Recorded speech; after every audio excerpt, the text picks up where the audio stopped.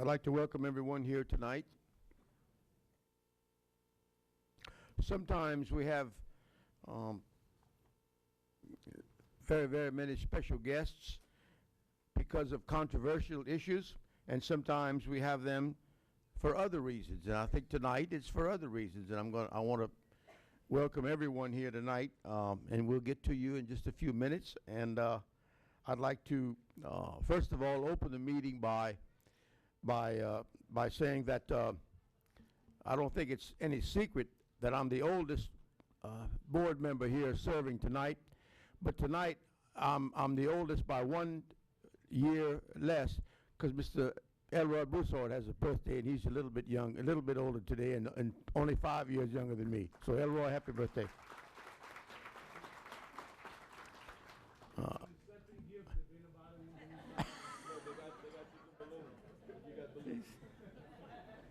He's registered at Target, Maison Blanche. And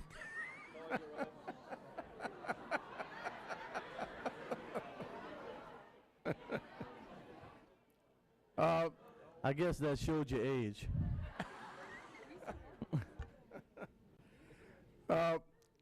One of the first omissions I did last meeting was to, under the comments, I neglected one of the most important people in our room, and that's our superintendent. So without further ado, under opening comments, I'd like to recognize our superintendent. Vernell. Thank you, Mr. President. I know we have a lot of people in the audience. I thought it was maybe to see Mr. Latchley's bow tie, but that he has on. Tonight we have several recognition items, so you'll see on the agenda we do not have a curriculum update due to that. And one of the major recognition events of the year is to recognize our Teachers of the Year. How fortunate are we in Lafayette Parish to have such an outstanding teachers working with our young people, and we'll see some of those tonight. They do have a tremendous responsibility, so not only do we applaud those award winners tonight, but all of our teachers. Thank you for what you do. Next Wednesday, a reminder, it is Administrative Professional Day. We will probably never be able to compensate these individuals for the value that they bring to the office and schools, but truly admiration because of their commitment, dedication, loyalty, and professionalism. So, bosses, please remember these staff members next week. Board members, we ask that you mark your calendar. We did a survey, and on May the 6th, prior to the regular board meeting, we'll have a special workshop at 4:30 for the review of the comprehensive financial report for fiscal year 2014, which is required in terms of our audit report. So that'll be on May 6th at 4:30. So hopefully you'll be here for that financial report. And last, exciting news for Ernest Gallette Elementary. Well, it was too late to make the agenda for this time, so we'll try to do something special later. But the school submitted a video spotlighting why Ernest Gallette should win the terrain by courtesy. The contest ended on April 3rd with Gallette receiving over 73,000 votes. The school received a cash prize of $18,000. The project and contest was truly a team effort, and I want to congratulate the students, the staff, the parents, and the community, because it was truly a community award. Miss Monique McGee, who is the principal and provides the leadership of that school, is in the audience, and I want to thank her for her leadership. Where's Miss McGee? Raise your hand, Miss McGee.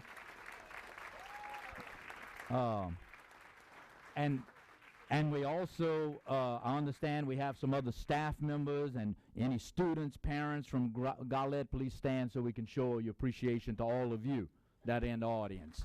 Thank you all. And of course, this would not happen without the sponsorship of Courtesy. So we want to thank them for sponsoring such an exciting event for our schools and other parishes. So thank you for that. So if we could give Courtesy Motors a round of applause for that. Thank you, Mr. President. You're welcome. Every time I hear the school Ernest Gallette, it just reminds me. Mayor Gallette and I were good friends, and we spent many meetings together. Were on many boards together over the years, including the Lafayette Economic Development Authority and several other boards. And He was a great person, and he promoted Youngsville throughout his life. He was a very dear friend of mine, and I miss him very much. Do we have any other opening comments from any members of the board? One thing I forgot, I'm sorry, Ms. Billy Jo just reminded me. We also, for the first time, are having a school bus driver of the year, and each school nominated one school bus driver from their school, and the community will be able to go and vote. That's going to be on our website, Ms. Billy Jo. It's going to be on our website, so they can go and vote for their bus driver of the year. So we will have a bus driver of the year. So we're excited about that new contest. Thank you very much, sir. All right, moving along, then I'll ask if there are any additions to the agenda tonight. Hearing none, then I would ask for a motion to approve the agenda as presented. Britt? I'll second. Jeremy second. Any discussion by members of the board, members of the audience? If not, Madam Secretary, we'll call for the vote.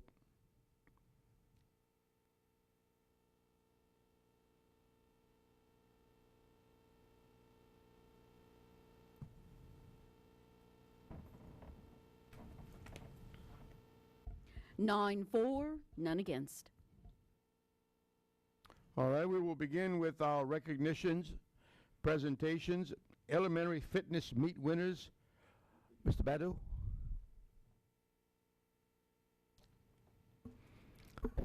Mr. Chairman, Superintendent, and board members, I'm honored here tonight to present some awards to some outstanding young students from various elementary schools. The following physical education students were champions in their age group for our parish's 21st annual physical fitness meet held at Northside High School on March 25th. Students performed the following exercises: 50-yard dash, 600-yard run, shuttle run, curl-ups, pull-ups, standing long jump, and sit and reach. And I'm going to present the winners in each age group, and they accumulate points based on how well they perform, and I'll read that as well. Is Ava Speakman here? Miss Ava's not present tonight, and she represents Plantation Elementary, and she had 433 points. In the boys division, 6 and 7-year-olds, Mr. Trevante Jackson from Carrico Heights, he had 455 points.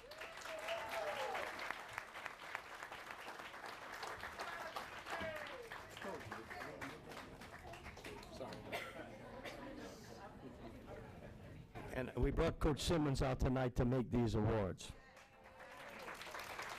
In our 8-year-old girls division, Mackenzie Griffin from Carrico Heights. Mackenzie scored 502 points. In the 8-year-old boys division, Tavon George from Carrico Heights, he had 496 points. He's not present. 9-year-old girls, Taylor McGinn, West Side, 531 points.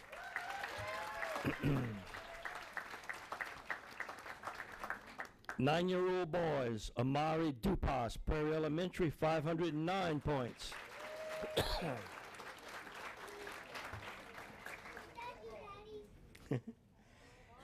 Carrington Eugene in the 10-year-old girls. This is, she won the division of the 9-year-old division last year, and she's winning the 10-year-old division, and she also competed at state last year. Carrington Eugene from Ernest Garlett. Carrington had 710 points. 10-year-old boys, Connor Prejean, Carrico Heights, 595 points.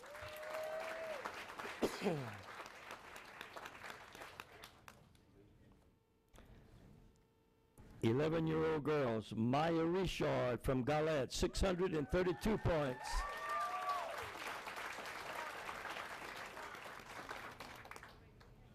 Eleven-year-old boys, Jalen John, Austin Elementary, 586 points. if there are any coaches in the audience that represent these schools or principals, which if you want to come up and take a picture with your athletes, please come do so.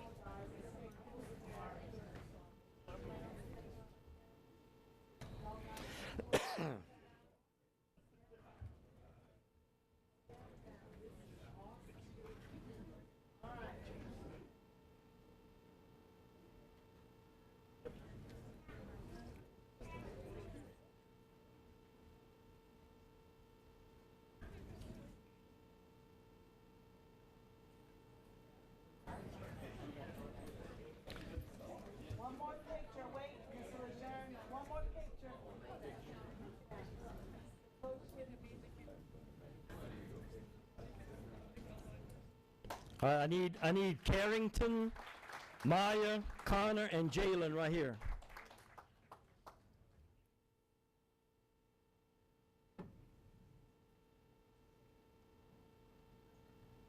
The following students will represent LPSS at the Louisiana Governor's Council on Physical Fitness and Sports Elementary Fitness. This event will be held on April 25th, 2015 at the LSU Fieldhouse. If you have not had a chance to be a part of that event or our local event, I encourage you to get involved. Carrington Eugene, Galette Elementary, 10 years old. She was there last year. Go back up. Maya Richard, Galette, 11-year-old.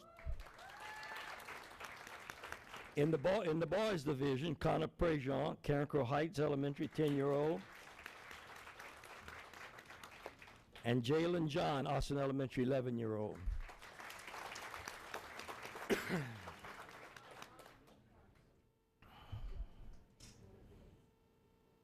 Move forward, guys.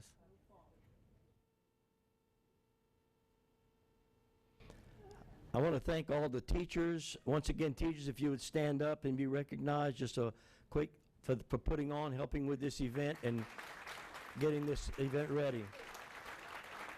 I also would like to recognize Coach James Simmons, who started this event 21 years ago. So, Coach Simmons.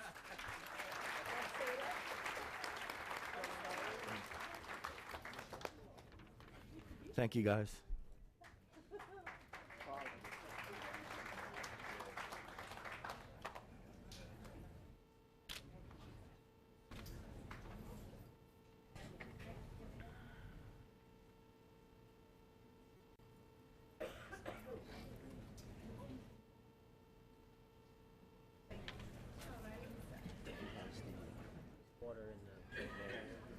Oh, in our little bags.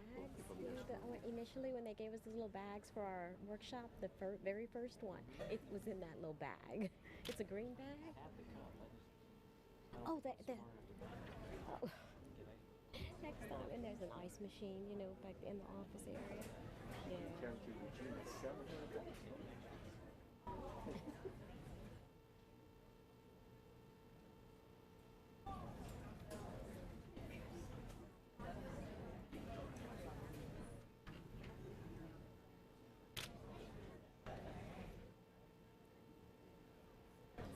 Next one is you two.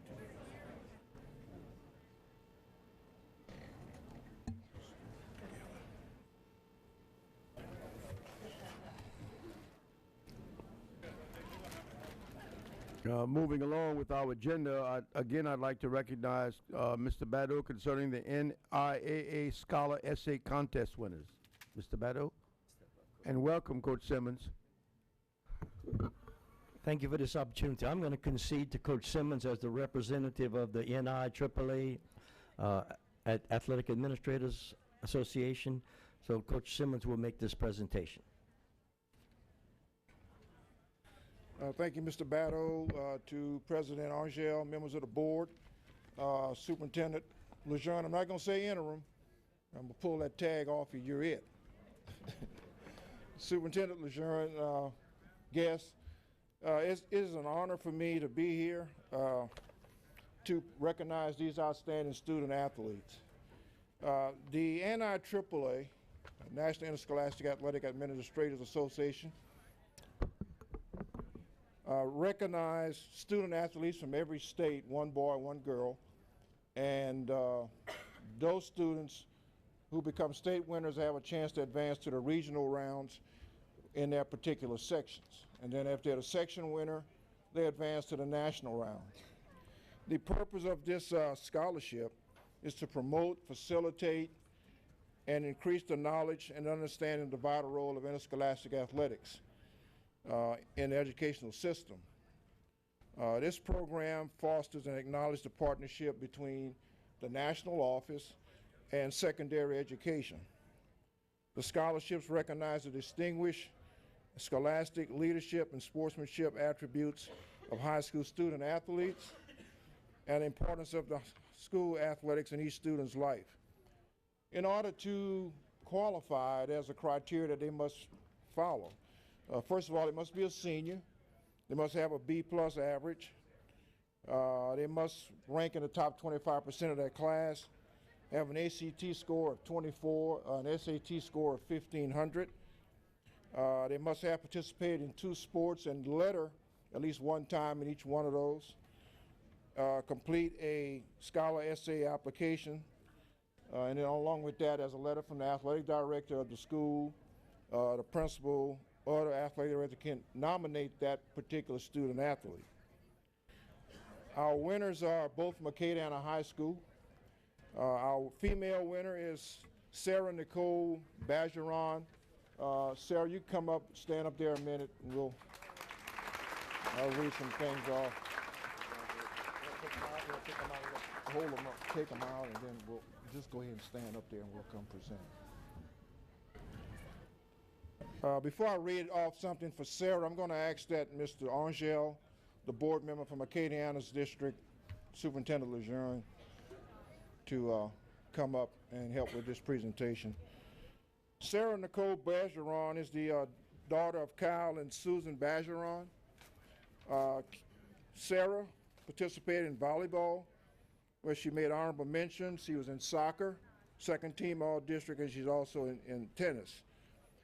She is ranked in the top 25% of her class. She has a 3.8 grade point average. She scored 25 on the ACT. And it's amazing how some of these young people can write. And I'm going to read just a small excerpt from what Sarah wrote. The essay is based on how have high school athletics impacted my life. Sarah said that from the sleepless nights, tears, injuries, friendship, and selfless service from my many coaches, I have earned many valuable lessons. These lessons will be beneficial as I enter and progress through the next chapters of my life. I am forever grateful for high school athletics. Sarah will be receiving a plaque, which she have. In the envelope is a check for $250 from the State Athletic Directors Association. The plaque is from the national office. Next month, I will enter Sarah and Caden in the Section 3 competition in Atlanta, Georgia. If they're the section winners there, they get a $1,500 check, get another plaque, and then they'll go on to national competition. So our female winner is Sarah Nicole Bajeron. This is for the state of Louisiana, so this is not just Lafayette.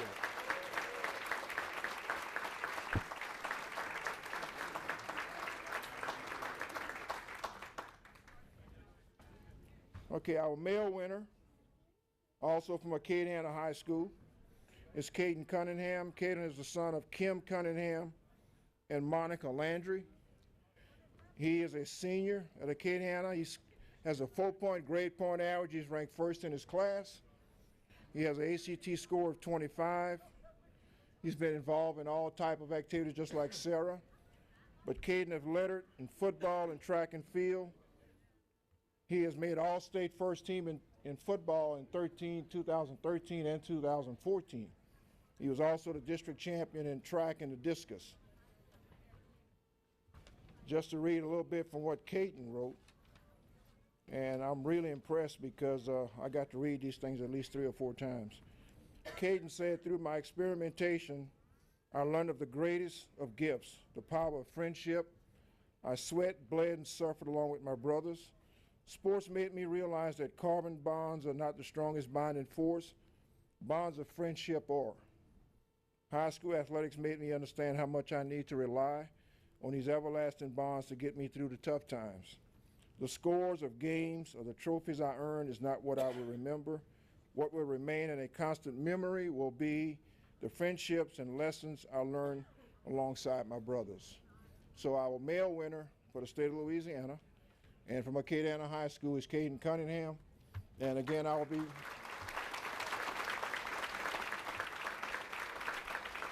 and Caden have the same thing that Sarah has as a plaque from the national office and also a check with $250 from the State Athletic Directors Association. And I didn't introduce myself, but most people know me. I represent the AD Association for Louisiana. I'm the liaison executive director. That's what I'm doing now since I retired, and some other things. So I'm happy to present these two student athletes with this. And again, I will be taking those with me to Atlanta next month and enter them in the Section 3 competition. If they win, bigger check, and then move on to another round. So congratulations to them. I also like to recognize Mr. David Lejeune and the athletic director at Acadiana High School, Ms. Ann Roger, who was very instrumental in pushing these students forward. And also the parents in the audience, please stand up. The parents of Caden and Sarah.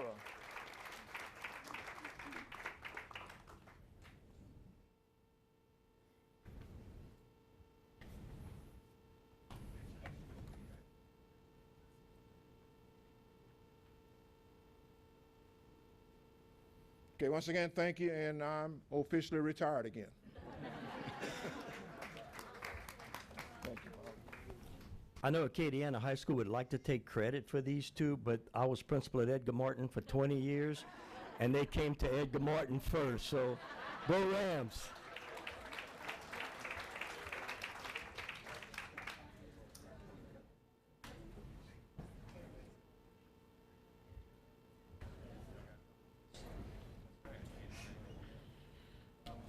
And I'd like to remind Mr. Bado that several of the earlier younger winners came from Karen Crow Heights. Let's not forget them. All right, moving along, we'd like to recognize the Charles Burke teachers selected as Louisiana Farm Bureau's Ag in the Classroom Teacher of the Year. Ms. Biado or Mr. Duyo? Mr. Angel, Mr. Angel, is with great pleasure to introduce Mr. Charles Hebert with the 4-H Ags. Thank you all. Charles Hebert with the LSU Ag Center 4-H program here in Lafayette, and I have the pleasure to introduce Ms. Judy Morgan. She has been recognized by the Louisiana Farm Bureau Federation as the Louisiana Ag in the Classroom Teacher of the Year because of her being very instrumental in implementing a school garden at her school with all the 4th graders at Charles Burke Elementary. They have been involved in this program for 7 years. So if Ms. Morgan could come up.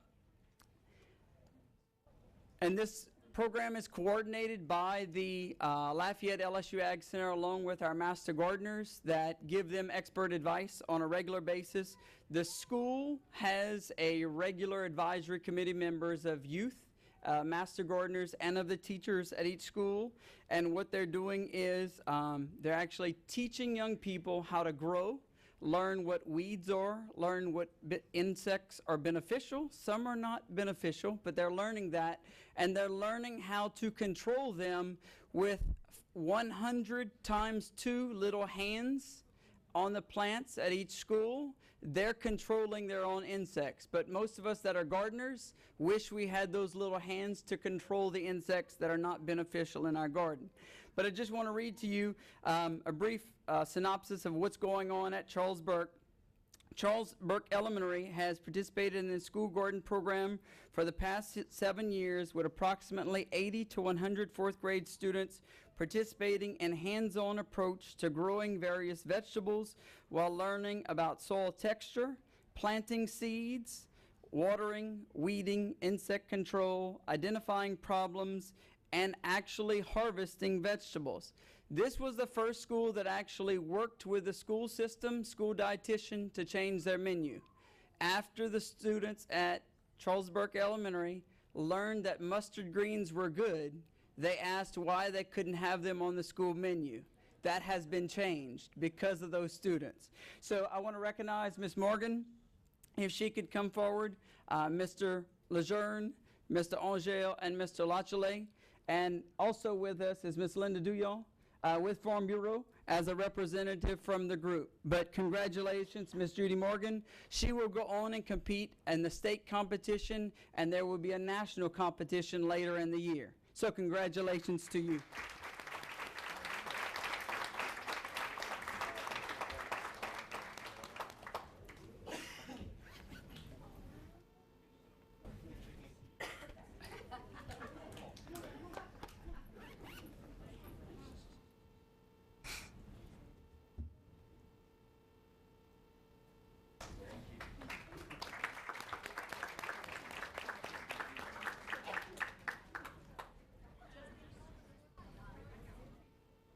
Thank you all. Appreciate it.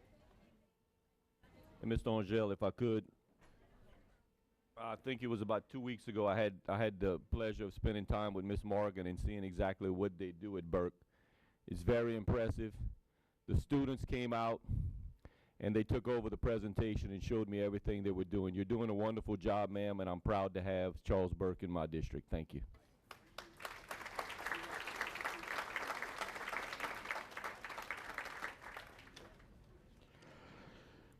Okay, now we'll recognize Teacher of the Year for 2015-16, Lafayette Parish, Ms. Biado. Thank you, Mr. Angel. I switched spots. Thank you, board members, Superintendent Lejeune, the audience. It's with great pleasure to do this presentation this evening, to conduct this presentation this evening, because it is one of our most heartfelt and warm presentations that we do for our children and our community and our district, and that's to recognize our Teachers of the Year.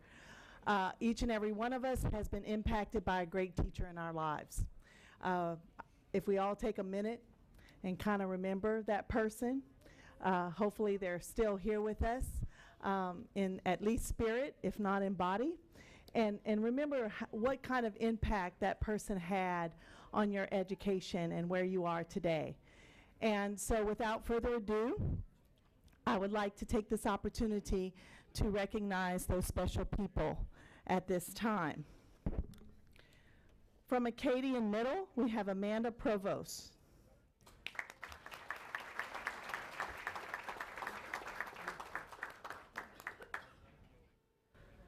From Acadiana High, we have Sharon Granger.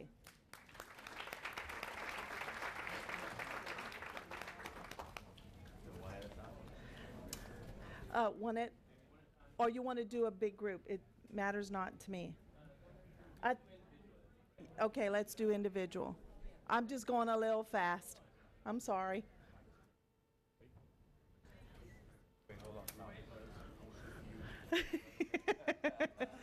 Well, I was trying to accommodate you, Mr. Angel. Okay, again, Acadiana High, Miss Sharon Granger.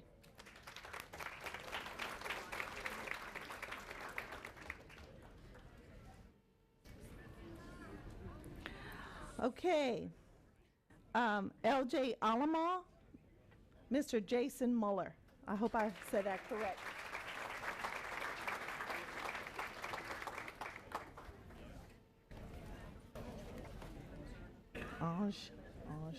Angie, okay. Zoe. From Alice Boucher, we have Miss Zoe Ange. Angie. Oh, sorry, Angie. From Paul Pro Middle, we have Miss Michelle Williams.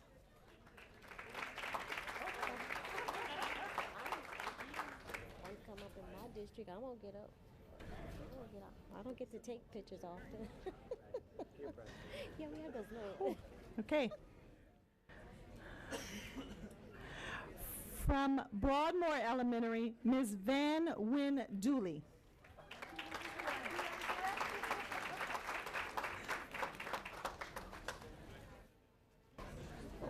Huh? That's you? Huh? That's you. Oh. From Broussard Middle, Mr. Cale Broussard.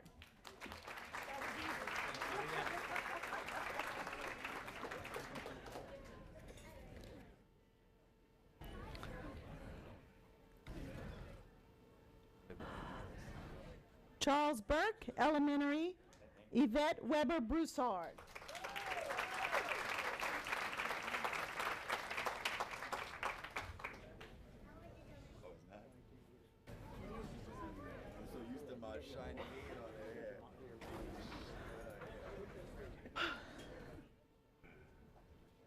Rochelle.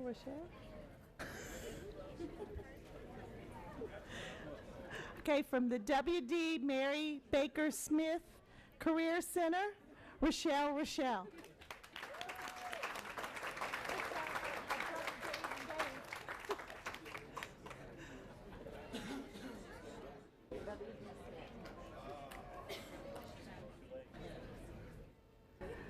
From Karen Crow Heights Elementary, Molly Keating.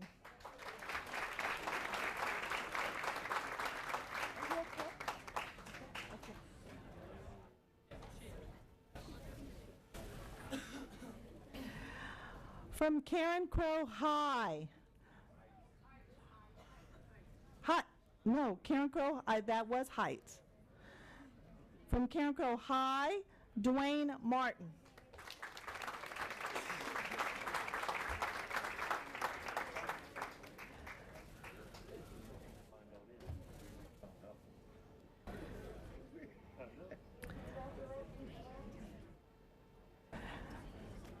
Karen Crow Middle, we have Holly Traha.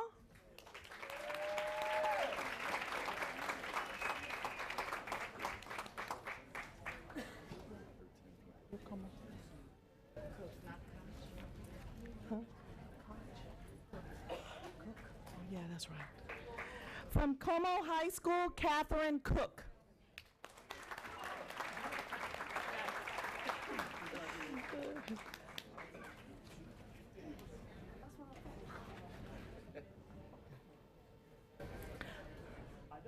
From Catherine Drexel Elementary, Lisa Richards Fleming.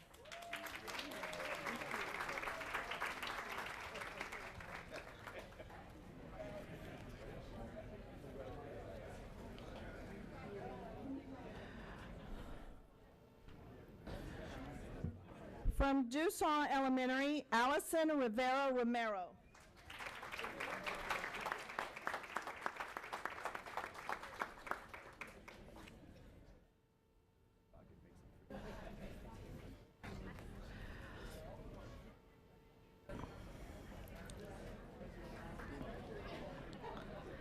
Early College Academy, SLCC, Miss Linda Rome.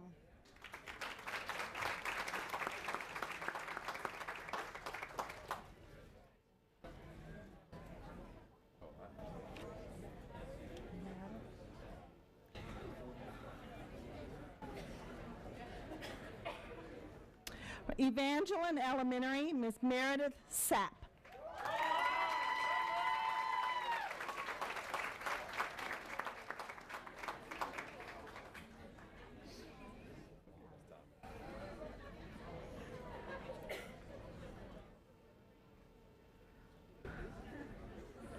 Okay, J.W. Falk Elementary, Casey Broussard.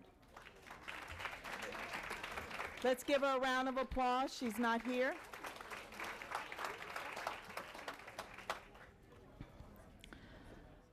From Ernest Gallet, Lysandra Leday.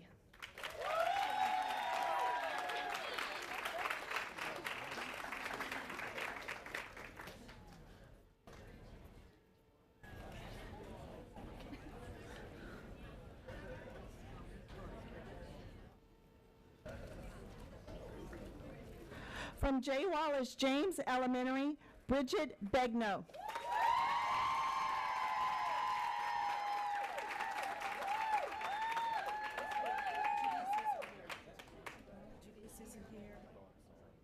Oh, Judy's isn't here? Okay.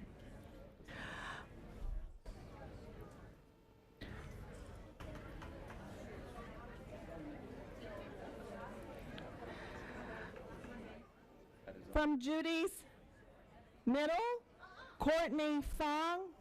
She is not here, but let's give her a round of applause.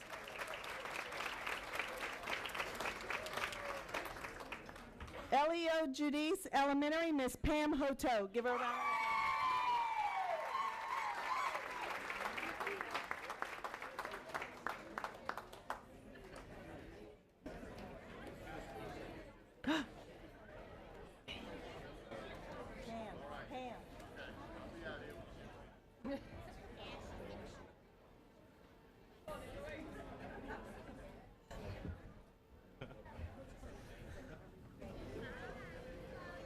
Lafayette High, Miss Mary E. Stewart.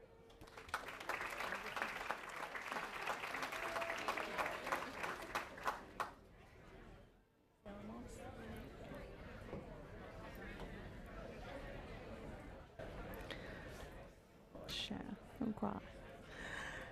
From Lafayette Middle, Miss Sarah Moss.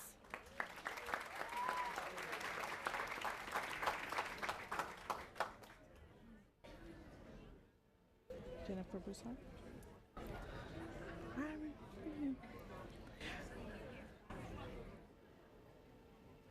From Green Tea Linden, Miss Jennifer Broussard.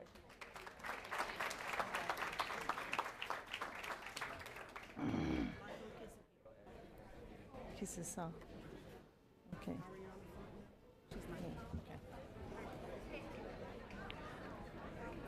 From Live Oak Elementary, Miss Ariana Fontenot. Let's please give her a round of applause. She could not be with us this evening. Edgar Martin Middle, Miss Christy Sturm.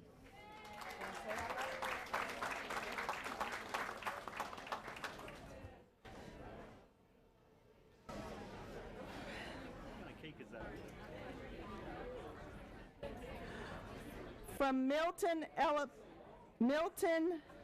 Elementary, Camille Hebert.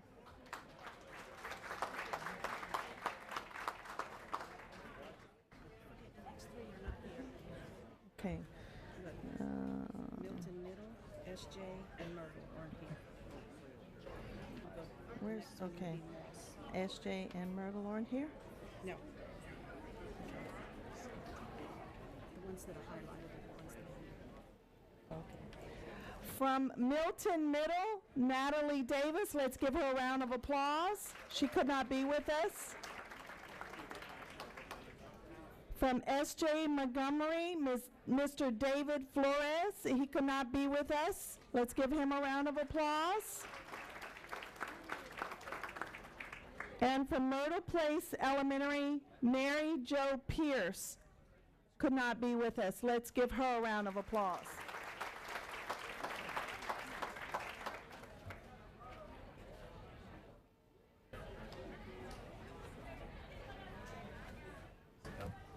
I got it. Okay. NP Moss Prep, Miss Anna Alexander.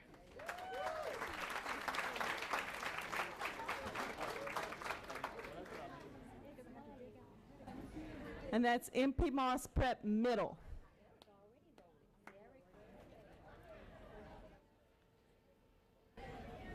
Small. MP Moss Prep Program High School. That is Miss Simone Crater.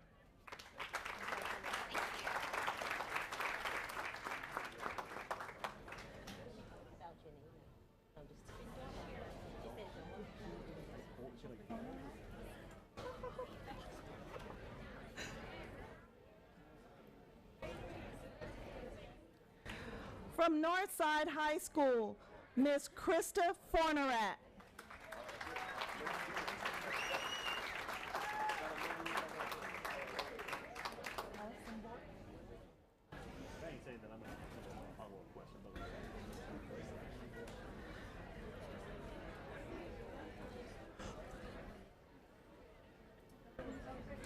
From Austin Elementary, Miss Allison Bork.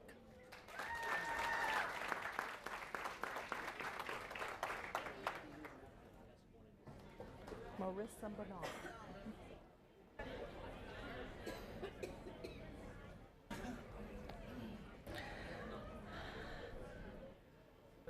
From Plantation Elementary, Marissa Bernard.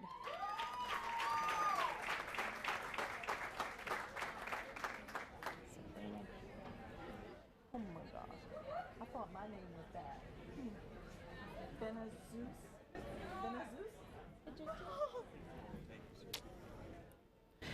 From Prairie Elementary, Miss Sabrina Benazus.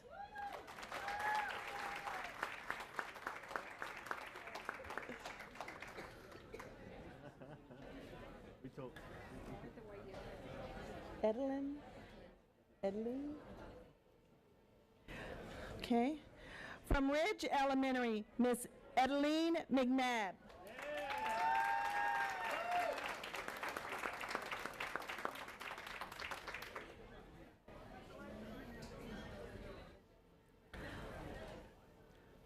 From Scott Middle, Miss Kristen Dupuy.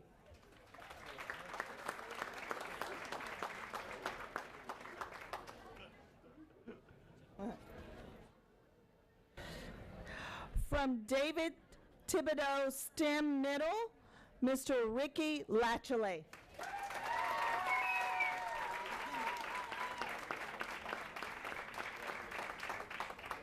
Reva Deer.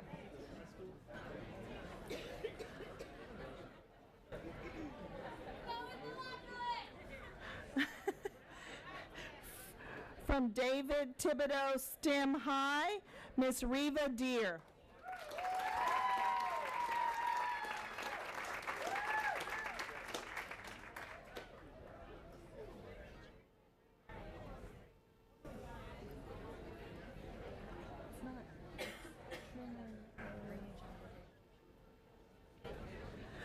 From Truman Early Childhood Education Center, we have Miss Heather Gabriel.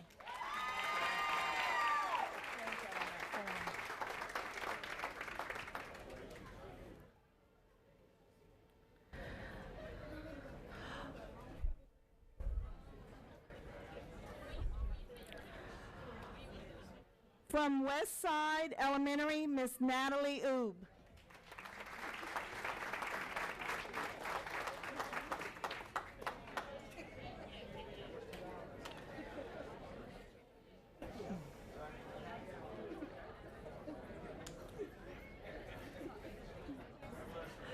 From Woodvale Elementary, Miss Heidi LeBlanc.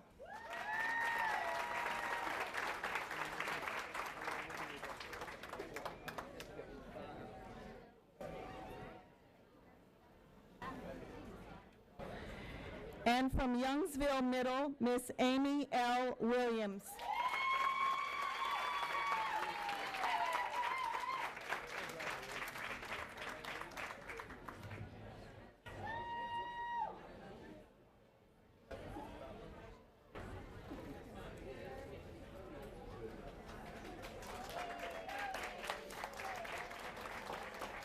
Now, each and every one of the teachers are special at their individual schools, but we take the time to honor teachers at the elementary, middle, and high school who have performed outstanding work in our district, who work with their colleagues every day. And I would like to take this opportunity to recognize those three individuals.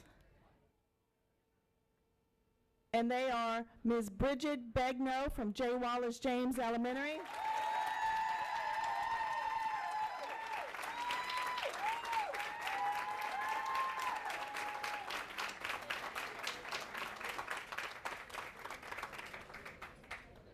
Ms. Holly Trahan of Karen Crow Middle School.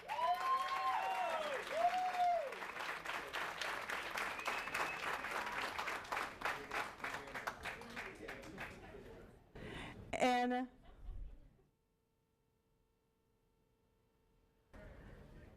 Ms. Catherine Cook of Como High School.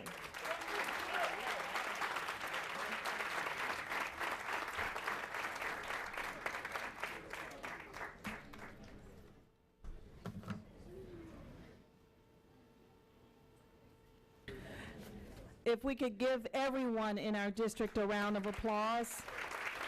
And thank you for your service.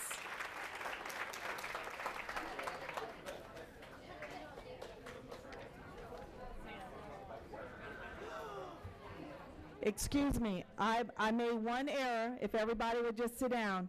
The 3 teachers of the year, Ms. Cook, Ms. Bridget Begnaud, and Ms. Trahan, would you please come up, because we have an extra little special treat for you.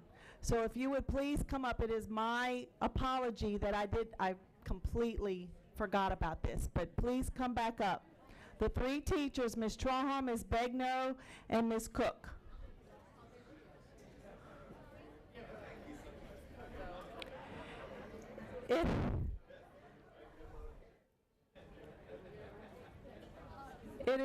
It is with great honor and pleasure that I introduce the Lafayette Parish Teacher Association, Ms. Angela Morrison, help me, and Ms. Connie Roy. I'm having a bad night. Thank you. Good evening. Thank you, Ms. Assistant Superintendent Biadeau. Good evening, Board President Angel, board members, Superintendent Lejeune. We are so excited to be here tonight. As Assistant Superintendent Biadeau said, I'm Angela Morrison. I'm the marketing supervisor, and I have with me tonight Mrs. Connie Roy. She's our president and CEO of the Lafayette Schools Credit Union. And we're so excited to be a collaborating partner with the Lafayette Parish School System and for all of the good work that our teachers do every day. We are so happy to be here to recognize your efforts. I just want to say that we are very pleased to present to you the District Teachers of the Year, $500 check, and then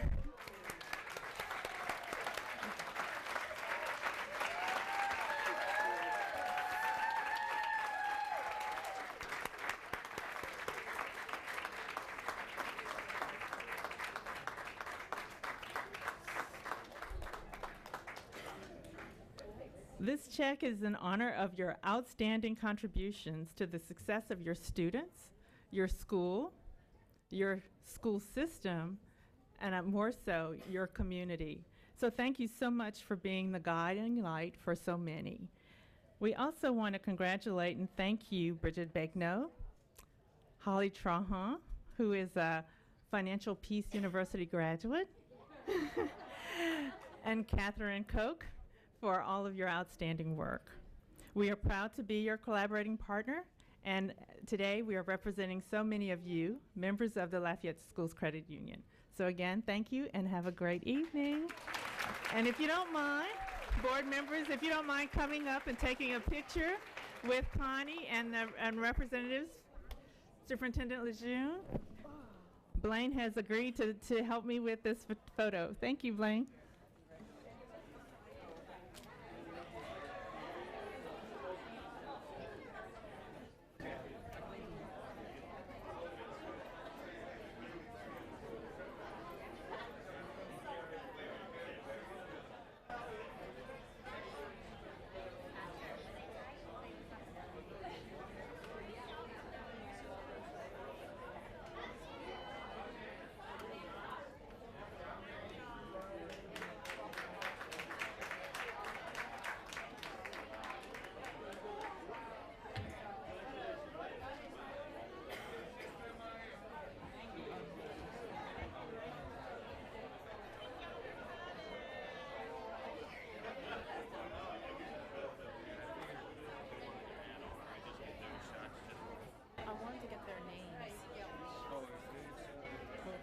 Want to take a break before we start?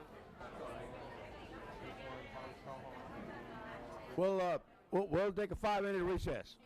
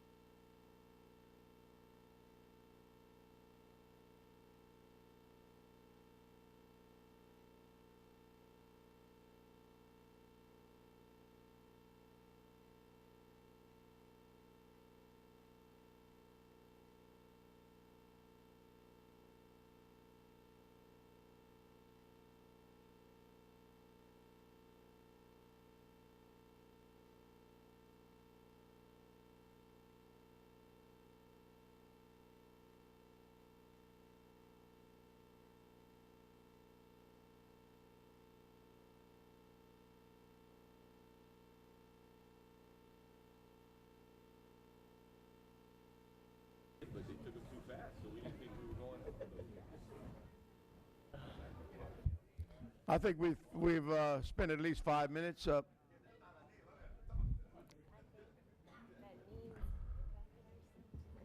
Burnell, you wanted to be recognized? Yes, sir, Mr. President. Just a couple of follow-up. I know we've had a long recognition and thank the board members and audience for their indulgence with that. But I think it's worth it when you have some great things happening. There's three things I do want to mention. One, I don't know if Miss Connie Roy and Miss Morrison are still in the audience. You know, stand down. I do want to say that the Lafayette Schools Credit Union, many times we either go to them for some support of our school system, but many times they call and they volunteer, and we couldn't ask for a better partner than Miss Connie Roy, her staff, and the Lafayette Schools Credit Union. It doesn't matter if it's an award ceremony, a banquet, something for the students, they're there. So I do want to publicly thank them for their support of Lafayette Parish Schools. So thank you all very much, always. Also, we had some great teachers here today, but I also want to mention that with great teachers are great leaders, and I want to thank those principals of all those schools for their leadership and working with those individual teachers. So thank you, principals, for that. And finally, I want to thank Ms. Bilodeau and her staff. It takes a lot to put all of this together, and I want to thank them. They always do a great job with the presentation, and they make it that it's something very special for our teachers. So I want to thank the staff, and thank you again, board.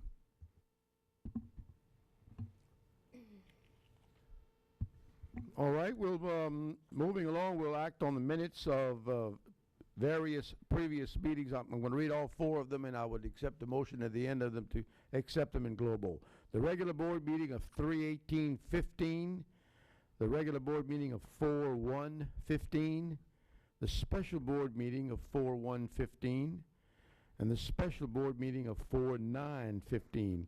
Unless there are any suggestions or corrections, we would entertain a motion to accept them. I'll move that we accept them in globo. Motion, Dawn. Second. Second, Justin. Any discussion by any members of the board and members of the audience? If not, Madam Secretary, we call for the vote.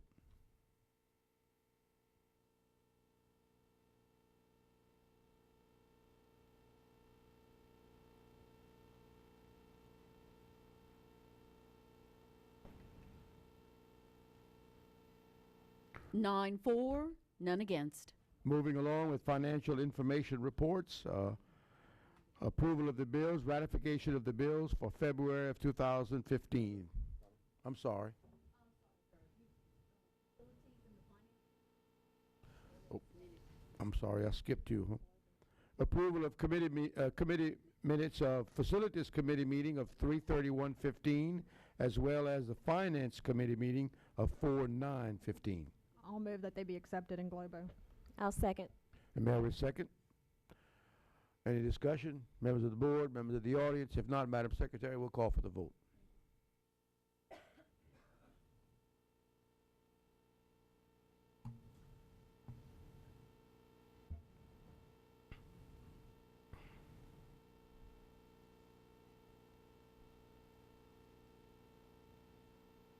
Nine for, none against. Approval of bills, ratification of the bills for February 2015. Mr. Guidry? Yes, we're asking that the board approves this report. Move to approve the report. I'll second that. Justin and Britt second. Any comments from members of the board, members of the audience? If not, we'll call for we'll call for you, Madam Secretary, we'll call for the vote.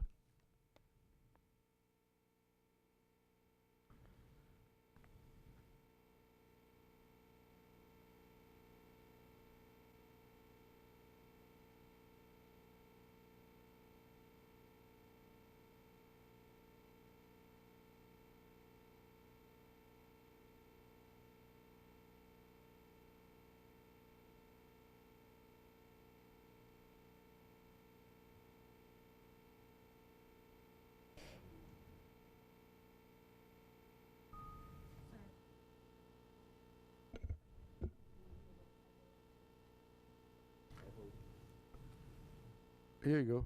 It's up.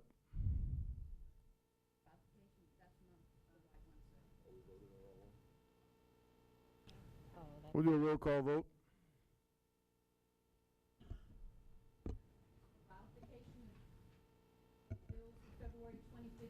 District 1. Let me interrupt you, Madam Secretary. I would ask that all those in favor of paying our bills signify by saying aye. Aye. Anybody opposed? Motion carried. Thank you very much. Ratification of purchases for March of 2015. Mr. Guidry? There were no items to report on this particular report. We're asking that the board accept the ratification of purchases report. Elroy moved. Mr. Elroy? Dawn second? Are we still having technical problems? Ma'am? Okay.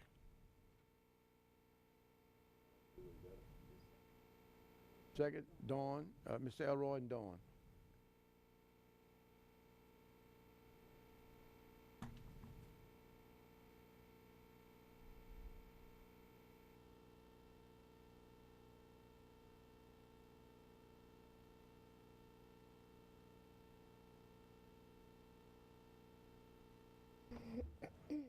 Did you, did it come up, yours? No? It just did? Okay. I don't think I voted.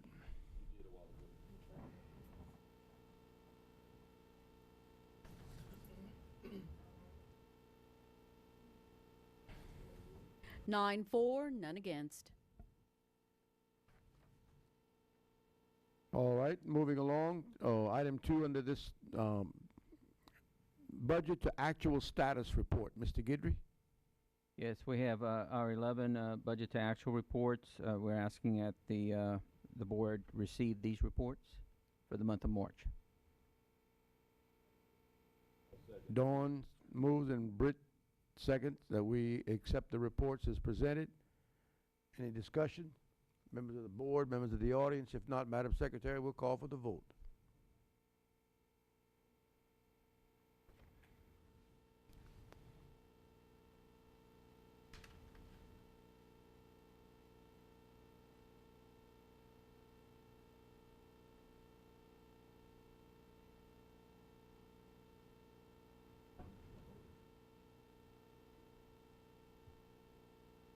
Can you make me vote? If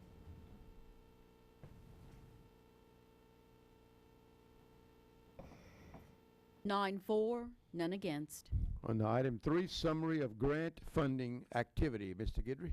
Yes, this report presents the activity for all of our grants through March 31st, and we're asking that the board receive this report. Dawn moves. Second. Jeremy second that we receive the report as presented. If there are no questions from members of the board or the audience, I'll call for the vote.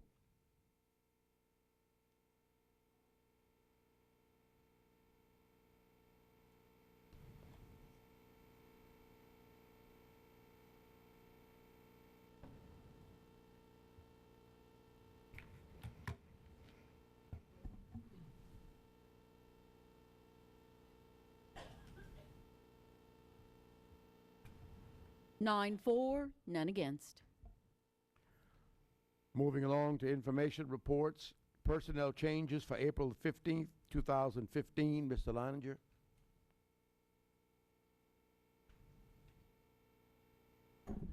President Angel, Superintendent Lejeune, fellow board members, I do have an administrative introduction that I'd like to make for someone who's recently been appointed to an administrative position. I'll take your questions now and do that afterwards if you wish. No questions. Be my pleasure to introduce our new Director of Career and Technical Education and Schools of Choice, Richard Joe Craig. He didn't run away, did he? All right, good. Let me finish reading this, Joe, and then you come on up here. Mr. Craig earned a Bachelor of Animal Science from Purdue University, a Master of Wildlife and Fisheries from LSU, a Bachelor of Science and an Education Specialist from UL Lafayette.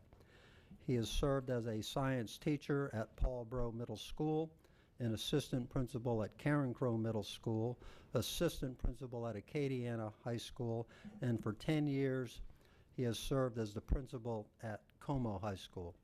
Mr. Craig has been recognized as Lafayette Parish Principal of the Year and the Lafayette JC's Outstanding Educator. He also was awarded the Distinguished Teaching Award from Northwestern State University. I'd like to add one more thing. I'm glad this guy's on our side, because if he ever left here, we'd be at a great loss, and whoever got him had a great gain. Congratulations, Joe.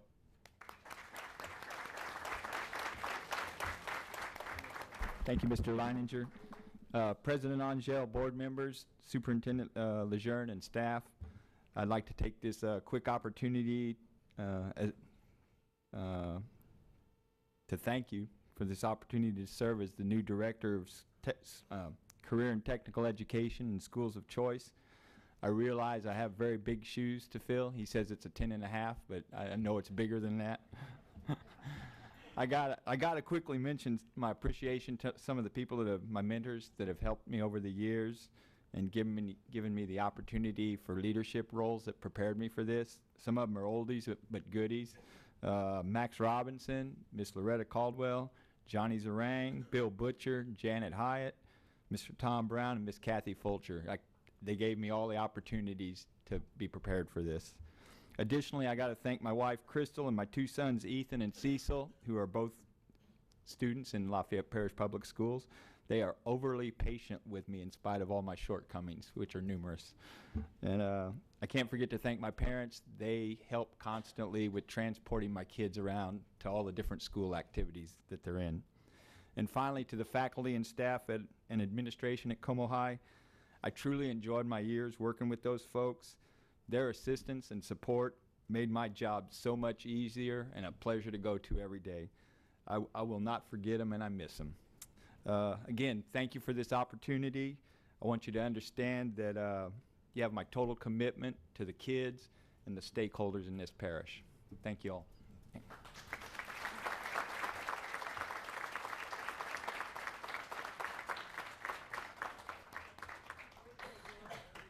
Thank you, and our very best. Moving along to the 2002 half-cent sales tax interest reserve payment to classroom teachers. Mr. Guidry?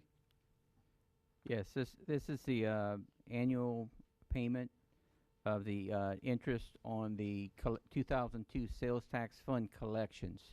The interest that is earned on those collections is kept separate and is distributed in the month of May. This particular calculation reflects a $40.47 check amount that will be distributed to eligible individuals as identified by the administrative plan. Thank you, Mr. Guidry. I'll move on and read introduction items and remind all of us here that these are not up for discussion, but if you need additional information or for whatever reason want to find out more about these items, you're welcome to contact the person that can give you the best information, whether it's the superintendent or members of his staff or any one of us or anything for that matter. Item number 1, 2012 qualified school construction bond fund budget revision. Number 2, fiscal year 2014-2015. Number 2, capital improvement fund budget revision. Number 3, fiscal year 2014-2015. Number 3, construction fund 2012 limited tax bond fund budget revision. Number 3, 2014-2015. Number 4, self-funded insurance activity budget revision. Number 2, fiscal year 2014-2015. Number 5, general fund budget revision. Number 2, fiscal year 14-15. Number 6, 2002 half-cent sales tax budget revision. Number 2, fiscal year 14-15. Number 7, school food service program fund budget revision. Number 2, 14-15 school year. Number 8, self-funded construction fund budget revision. Number 3, fiscal year 2014-15. Number 9, Special Reserve Fund Budget Revision Number 3, fiscal year 14-15. Number 10, approval of Chief Academic Officer job description per organization structure adopted by the Lafayette Parish School Board.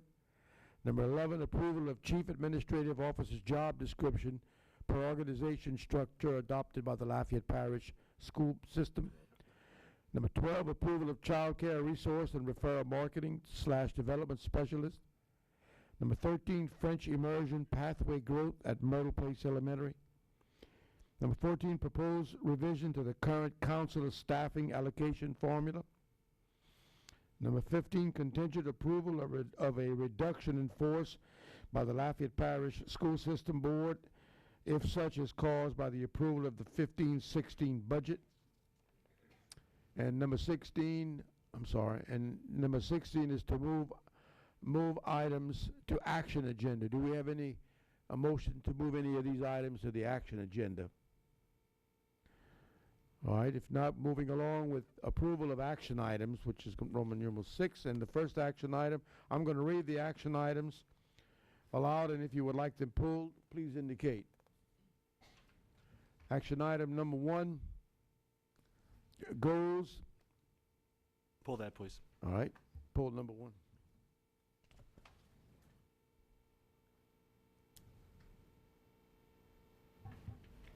Number 2, approval of the pupil-teacher ratio for 15-16 school year. You pull that one. Number 3, classroom percent capacity. Pull that one, please.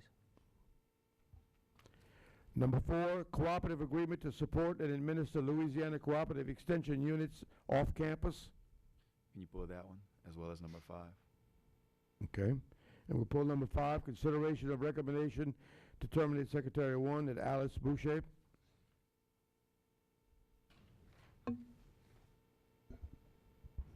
Item 6, approve the bid award for electric forklift, bid number 13-15. Number 7, early obligation and release of funds for textbooks and consumables. Number 8, early obligation and release of funds for library periodicals. Number 9, early obligation and release of funds for annual agreements. Number 10, approval of quotes for Milton Elementary middle chiller replacement.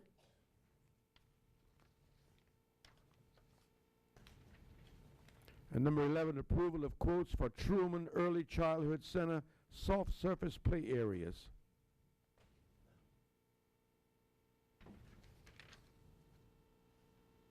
Okay, then. Mr. President, I move that we approve items 6 through 11. Motion that we approve items 6 through 11. Motion Centini and Britt second. Any discussion from any members of the board? Members of the audience? If not, Madam Secretary, we'll call for the vote.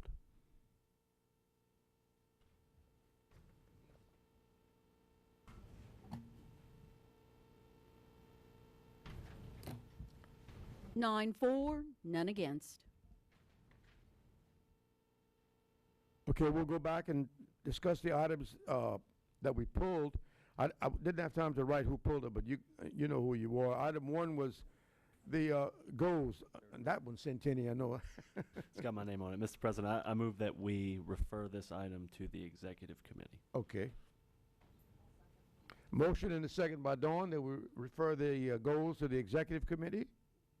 I would ask the executive committee to work with our new superintendent when he is hired and come up with a set of goals for the 15-16 school year for the board to adopt, as well as metrics to measure his progress on those goals. It's okay with you, Dawn? All right. Any discussion, questions? Members of the audience? If not, Madam Secretary, we'll call for the vote.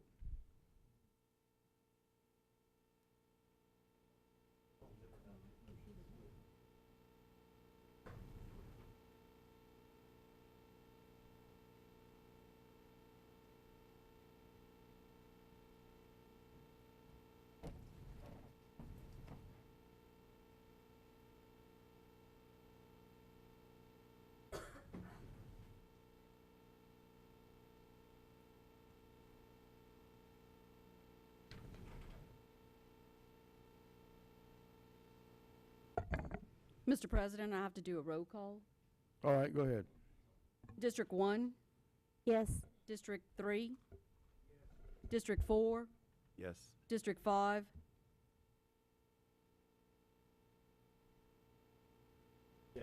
District 6, Yes. District 7, District 8, Yes. District 9, Yes. District 2. Yes. 9-4, none against.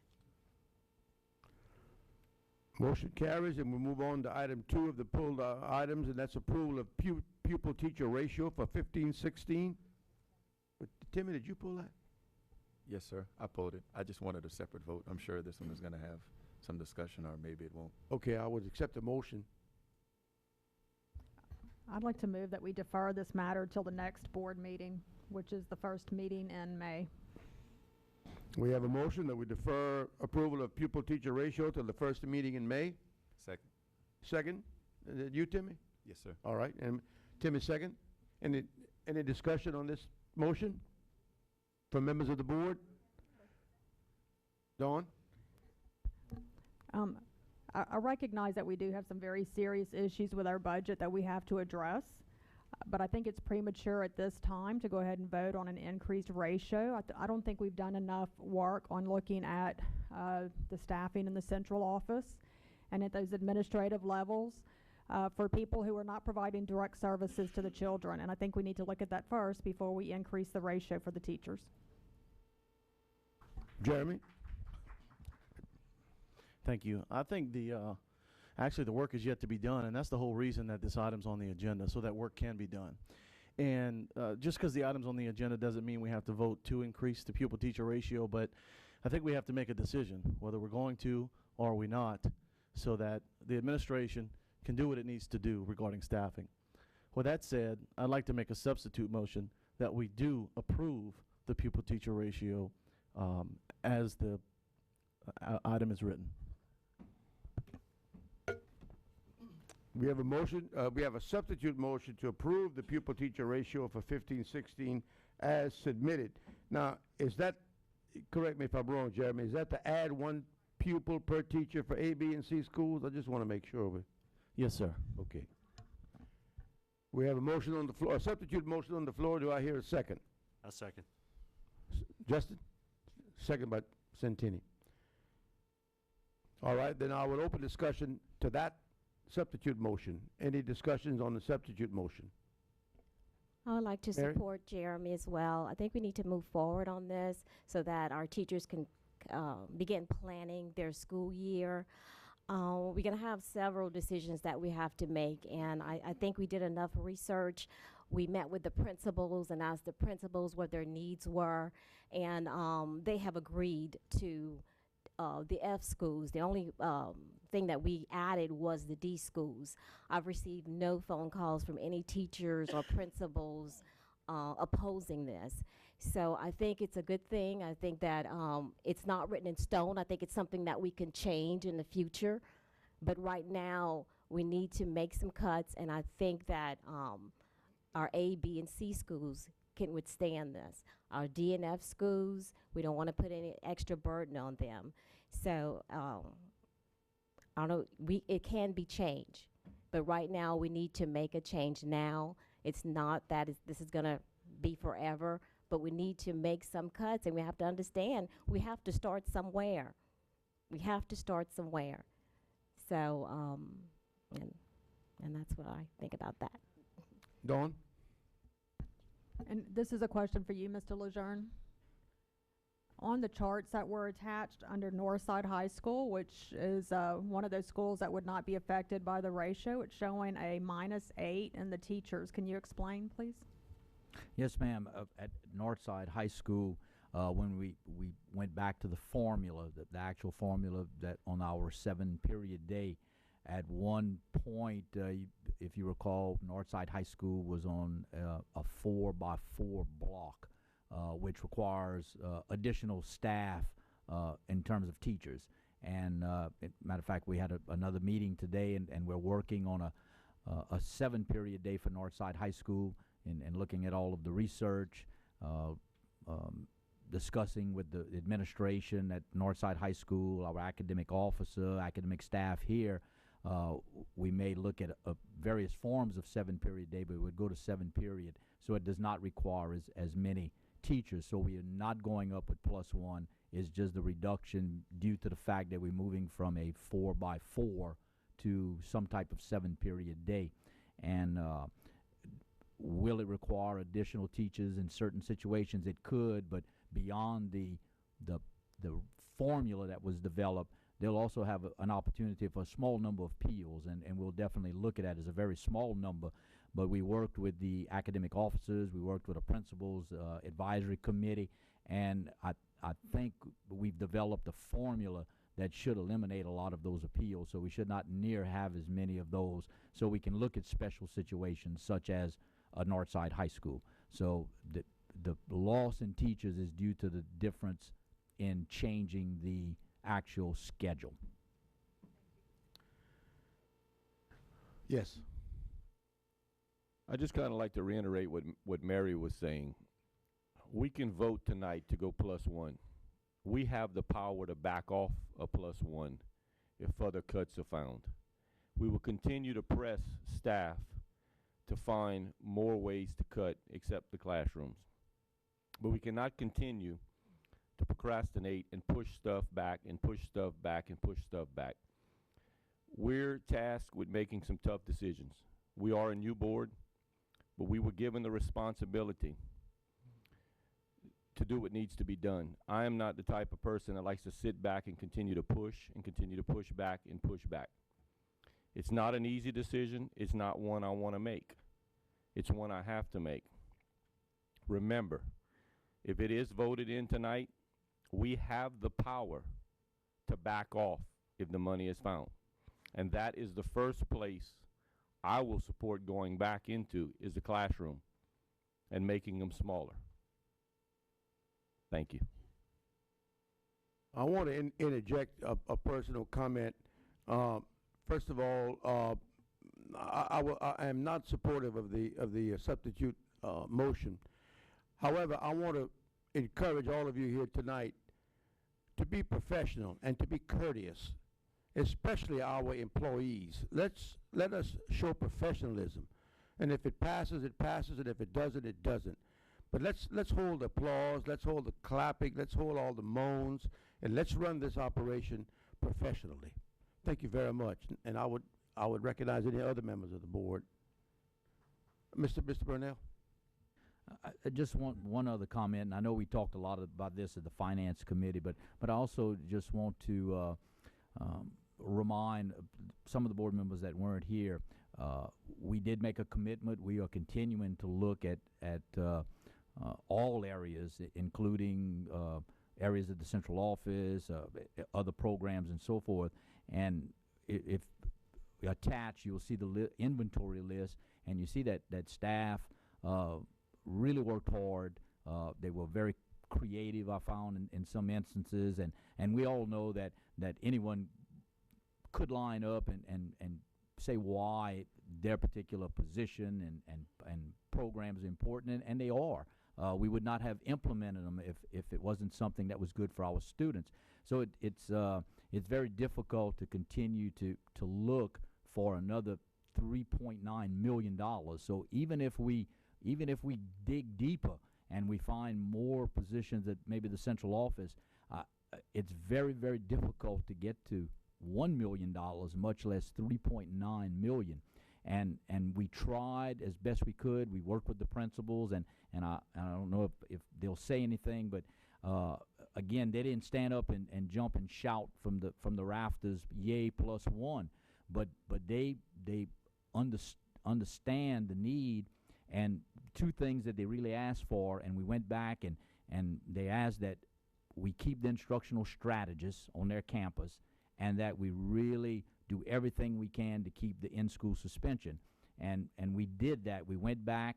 It's not final, but we went back and we really tried to work hard on helping those principals with those two items. And I just don't see, even if we go back and cut a few more positions, we cut a program here or there, we're talking $3.9 million.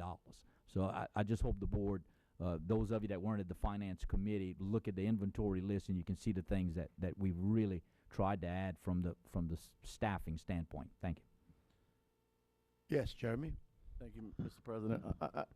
I just want to, I guess, make clear and reiterate, my motivation tonight behind this substitute motion is not to be proud of adding one kid per classroom, one student per classroom. It's a couple of things, a couple of important things. Number one, as I mentioned, being able to move forward with staffing and the administration, human resources being able to do what they need to do, unlike last year and year before when everything's done at the last minute. But also, without being specific, the alternatives are far more unpopular at this point when looking at $3.9 million. I've talked to several teachers, I've talked to several principals. There is a difference of opinion amongst them, but I'll tell you the alternative in finding $3.9 million is a lot more unpopular than +1. And so that's my motivation. Thank you. Any other discussion from members of the board? Discussions from members of the audience? Please state your name and, I'm sorry, Timmy, I'm sorry. I just wanted to state for the record, I understand Jeremy and I probably have left the last 2 board meetings and spoke about the exact same topic outside near the large fans that you can barely hear each other. I do understand. I can't support it. I still think there are other avenues that we can exhaust. And if we pass now and we give the +1, then that teacher's gonna get a note, or excuse me, that principal is gonna then determine, okay, I'm gonna lose 2 positions. They identify those 2 positions, and then that key employee we're gonna lose to another system. And even if we then gain the ability sometime later in these budget cuts to reduce expenditures, and we're somehow able to reduce that teacher slots cut, teacher slots that are cut, I don't think we get that teacher back. We just don't. We lose that teacher to Ms. Beebe or Mr. Aguilar. And let's say Mr. Aguilar ends up being the new superintendent. They're not gonna turn right around and come back because he's now here. They didn't go there for the superintendent. They went there for the job security. So with that being said, I can't support it. I do understand, please, and that's why I'm glad Tommy mentioned it. There's a reason for what they're doing. Principals have expressed we have a need to staff. We need to staff, and I need to know what I'm gonna have, and I need to inform these people, and I need to make the proper adjustments. And it may be a foregone conclusion that we have to end up doing it. I would just still like to wait, because like I said, there's still other avenues I think we can exhaust. Probably not to the tune of $3.9 million. I trust you guys. I really do. But I'd still like to wait. Thank you. Any other? Yes, Britt? This is maybe just a question for Dr. Chasson. By delaying further, would a person like to know April 15th, or would a person like to know July 1st that they have to find another job, or that we have to change staffing? And that's the motivation, and I'll admit it. Every one of my principals I talked to said, go vote on it. Go +1, let us know so that we can do what we have to do. It's easier to back off than to start trying to do staffing closer and closer to June or July. That's just the question I would have, because $3.9 million is a lot of money, and I think it's coming. There's nothing we can do about it, and I'm not happy about it. And it's not a vote that you take lightly. A lot of thought is going into this, but I've got to trust my administrators and what they've asked for, and almost to the person, man and woman, this is the direction that they want to go in. And I just hope, the teachers and everyone involved can appreciate just not wanting to continue to procrastinate and maybe put people in a position another month or 2 down the line. And hopefully no one loses a job through, attrition and retirement and so forth and so on. Hopefully everyone can be placed. Thank you. Yes, sir. Mr. Broussard. I'm sorry, Timmy. Thank you, Mr. Broussard. I can actually answer that. Britt, you know I understand what you're saying. But in understanding, if you really understand this budget and what's coming, I know this may be a foregone conclusion, whether now, 2 months from now, or next year. Because contrary to popular belief, we already have a $14 million deficit before we start. When we end this cycle, we're starting with a $14 million deficit. So that's another 14 in addition to the 16 we're trying to find now. And then with the one-time cuts, or the one-time cost centers or one-time money that we're using, that $4 million from the over and above the 3-month rainy day fund, that's $4 million. So add the 4 to the 14, so now we're at 18. And then with 2 million more, we're at 20 for next year. When we end it, zero it out, we're starting the next day at 20. Time to start cutting. I understand that. But I just believe that if we're gonna show good faith to the teachers, and I'm not trying to make it what I'm about to say, I don't want central office staffers to take this, I don't take it lightly, so please understand where I'm coming from. But before I tell a teacher April 15th is the day, I'd rather tell someone here April 15th is that day. And then if we have to, I understand. Central office staffers, I know you guys do a hard job. I understand that, but we're affecting the classroom first before we get to other places where we should cut first. And even if we close central office, if that doesn't equal 3.9 million, and I know we can't, but if we look at all the numbers and we put it out there and somebody show me what all the proposed cuts are gonna be, then and only then I can maybe look at it. Because we know it's coming. We've got more charter schools and then another high school and then the Broussard. So we know it's a possibility. I would just still rather wait. Mr. Broussard? I totally understand the need to pass this tonight so we can get started.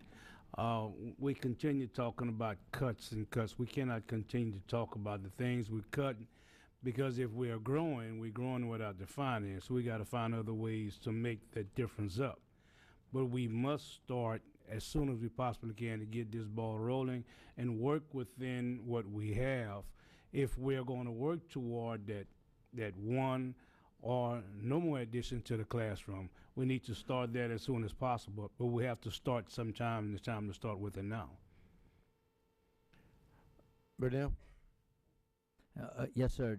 I heard a couple of things from Mr. Latchley and Mr. Chasson. If y'all would allow Ms. Thibodeau with HR to give kind of a report on how the impact of the teachers in terms of attrition and so forth, so y'all would have those particular numbers. Because again, it's not our goal as a staff or as a superintendent not to ever raise the pupil-teacher ratio, but I wanted her to give those answers for you in terms of teachers. With all due respect to you, Burnell, and to you, Ms. Thibodeau, I'm going to ask if there's any other questions or comments from members of the board before I recognize her. Justin?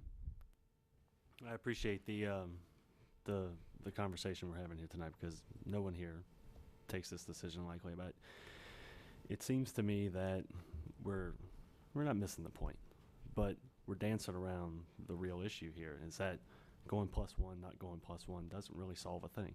And Dr. Chasson alluded to it. We start over next year with a $14 million deficit. And to me, the problem we have is that we have 800 fewer students now than we did in February of 2014. And I like to use the example of the Medicare or Social Security cost of living adjustment. You know, every year inflation gets taken into account. Medicare beneficiaries get a cost of living adjustment to their benefits. In 2008, when the economy went in the tank, no inflation. There was actually deflation. Your dollar actually went farther than it did. But what ended up happening was they got that cost of living adjustment. They got that 3%. Well, the student-teacher ratio technically should work the same way. When we have 800 fewer students, we should really lose teachers. But what we're doing is we're taking the shorthand of this and we're not consolidating students into the classrooms that we have. And this is the way you come up with a permanent solution to this without increasing the ratio and possibly even going down on the ratio. But what we can do in the short term, because that's a long-term fix. We all know that. And it may even be a long-term fix that we don't have the stomach for. I don't know. But those are the options. We can go +1 and solve it that way. It's certainly a one-year fix. Or we can go +1 now and really get to work trying to figure out how to fix the structural deficit that we have with the way that our budget is funded. Thank you. Any other members of the board? If not, Ms. Thibodeau? Thank you, Mr. Angel, board members. I'd like to say first, looking at the numbers, I think we can handle this with attrition. There'll be no one. We had 30 that have already put in, 30 teachers that said that they will be retiring at the end of this school year. There'll be more. Many of them don't like to put in early, so we'll have more, and we should be able to cover this through attrition. Last year we hired over 300 teachers last summer, so we're going to need teachers. Second, I'd like to tell you that yesterday we interviewed at UL, and today we interviewed at LSU. There were not that many graduates, but they were very impressive. Judy Huckabee was with me today. We were really blown away with how the students are so prepared, and yesterday at UL.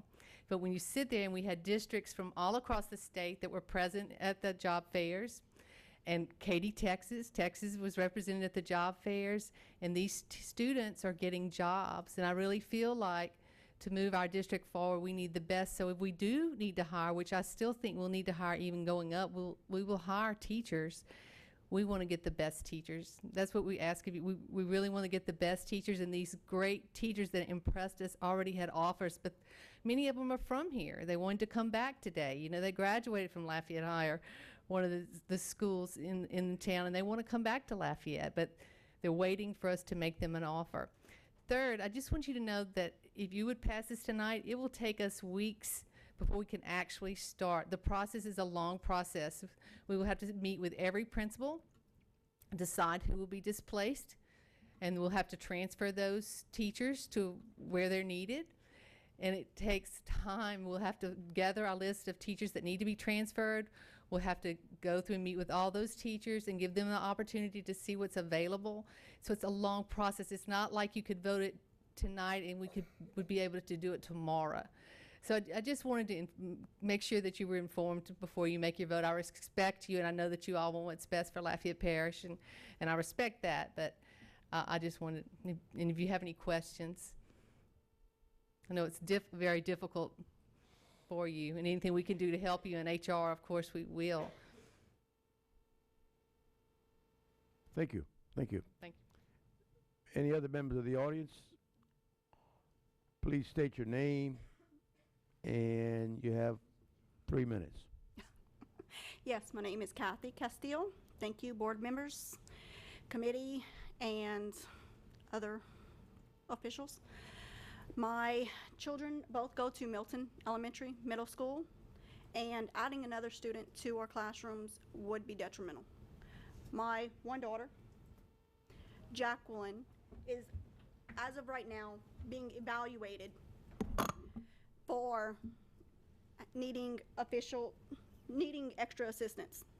How is a teacher supposed to even notice if there's a problem with our children?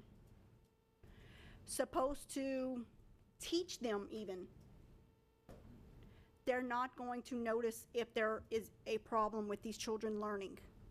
The kids will not notice they're going to struggle. They're not going to ask the teacher for help because the teacher's going to even be with another student trying to help. Yes, I understand the budgeting crisis. I understand all of the other problems.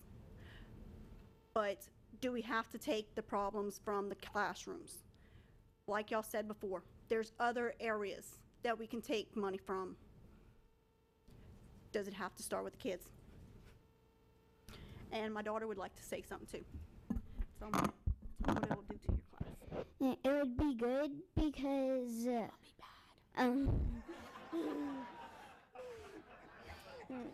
it would be bad because because sometimes in the students in my class, sometimes my teacher says, "Are you struggling?" Then sometimes people in my class don't tell the teacher, and she's even in a smaller reading group. If a teacher has one extra student to that class, she will struggle getting that one extra assistance. That's not even counting getting the evaluations she needs. And that's what just one extra student for each teacher gets. I know we have to vote on this, but we need to decide where else we can get the money from. I understand the budgeting crisis, I really do. We have that crisis in our families, figuring out where we're gonna pay the bill, which bill we're gonna pay. It's the same philosophy. Are we gonna feed our kids so that way we can do something else? It's the same philosophy, people. Which bill are we gonna cut? Thank you. Thank you. I'd ask that we hold off the applause and before I recognize the next person, come on up, ma'am. Come on up. And so what a diverse community we have. Just a few minutes ago, Justin was making reference to Medicaid people. And we have this young third or fourth grade teacher at the podium. What a great diverse community we have, Justin. All right, ma'am. Yes, ma'am. Good evening, President Angel and staff and board. I'm here as a product of this year and not voting on the teacher ratio early enough. We lost a lot of fabulous teachers that we lost to other parishes because we waited too late to try to hire them. I understand what Ms. Castile was saying.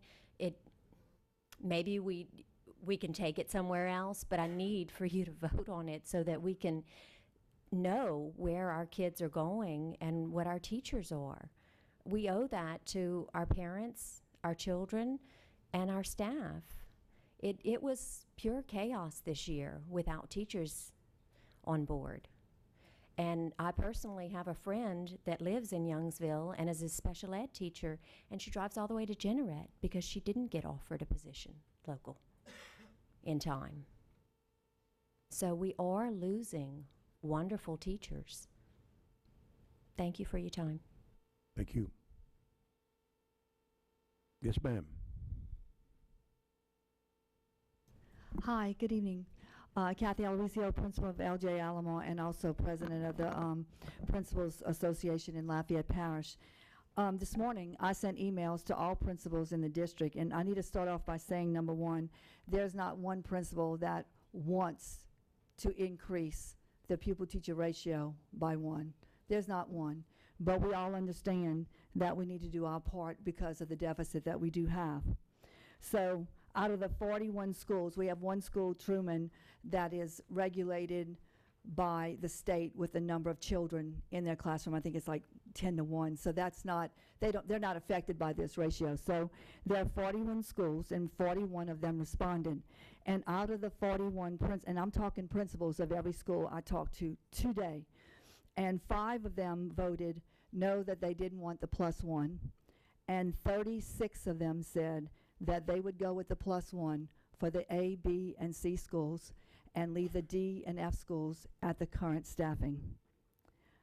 Those were hard decisions for all of us to make, myself included, but at the same time, I feel like there's some things that that we need to address that are critical. And number one is making the decision at this time is very important. Ms. Thibodeau alluded to the fact that this will not happen overnight. It'll take weeks for this to be compiled. The more we prolong it, the harder it's going to be. I had a position myself in September that I still have not filled because there was no one out there to hire for the position. So I think maybe through attrition, most of the positions are going to be, I don't think we're going to be losing teachers. They might be shifted. I know I have positions that are opening. I have a teacher that's retiring, so I will be one of the schools that will receive a teacher from a school that's being displaced. I don't think they're going to be out and not have jobs. But at the same time, things are going to happen during the summer. Their husbands are going to get transferred. They're going to decide to move somewhere, or something's going to happen. It happens all the time, and we'll be looking for teachers. We're losing great people. We have student teachers in our buildings now at this time that actively want to know that they want to have a job and they want to be gainfully employed. And so at this time, I really beg all of you to make the decision so that we can move forward, staff our schools, knowing in my heart that I hear what all of you are saying about the fact that we can go back and address and go in reverse, like go down someone and find more teachers for those schools, or go down for the D or F schools, or even the C schools, that the ones that just moved from a D to F. We need to be able to have those appeals, and the only way we can do that is with the money that's there. So thank you all very much for listening to me. These principals, these are hard decisions, you know. No one, they all said, a lot of them even said, 4 or 5 of them said we'd like the +1 to go across. Even some of the D and F schools agreed that it could go across, but at this time we feel like as a group we support the +1 in the A, B, and C schools. Thank you so much, and I appreciate all the hard work and the time that y'all spend working and coming to our schools. Thank you so much, and have a great evening. Thank you, ma'am, and I can assure you a decision will be made tonight. And nine of us here, it won't be a tie. Yes, ma'am. Hi, my name is Kelly Menard. Thank you, Board Administration. I have a son in a 2nd grade class at Broadmoor Elementary, and there's 24, I've been told, in his class already, all year. So the student teacher ratio just makes me wonder whether or not it should be practiced and not just a number to play with. I'm a former teacher. I'm also a mom. And neither side of me thinks increasing the class is a good idea. That's it. Thank you. Thank you, ma'am. Mr. Langer?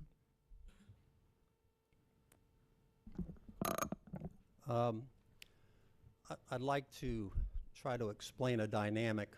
And the first dynamic is when you are having to downsize or right-size an organization, and in this case it's based upon some budget constraints, one of the highest priorities is actually to preserve talent, so that those people with the most talent are the ones that you can look at and ascertain what positions you can put them in that are going to continue to add value.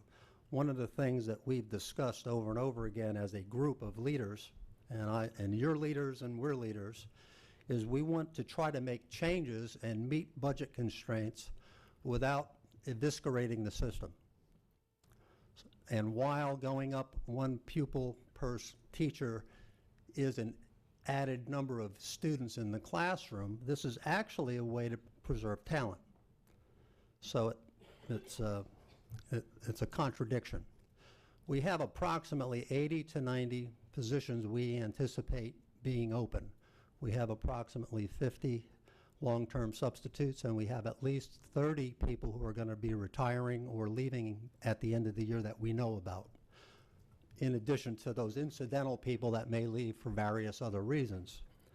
We have about 58 teachers that are adversely impacted, plus some other incidental small groups of people who are instructors.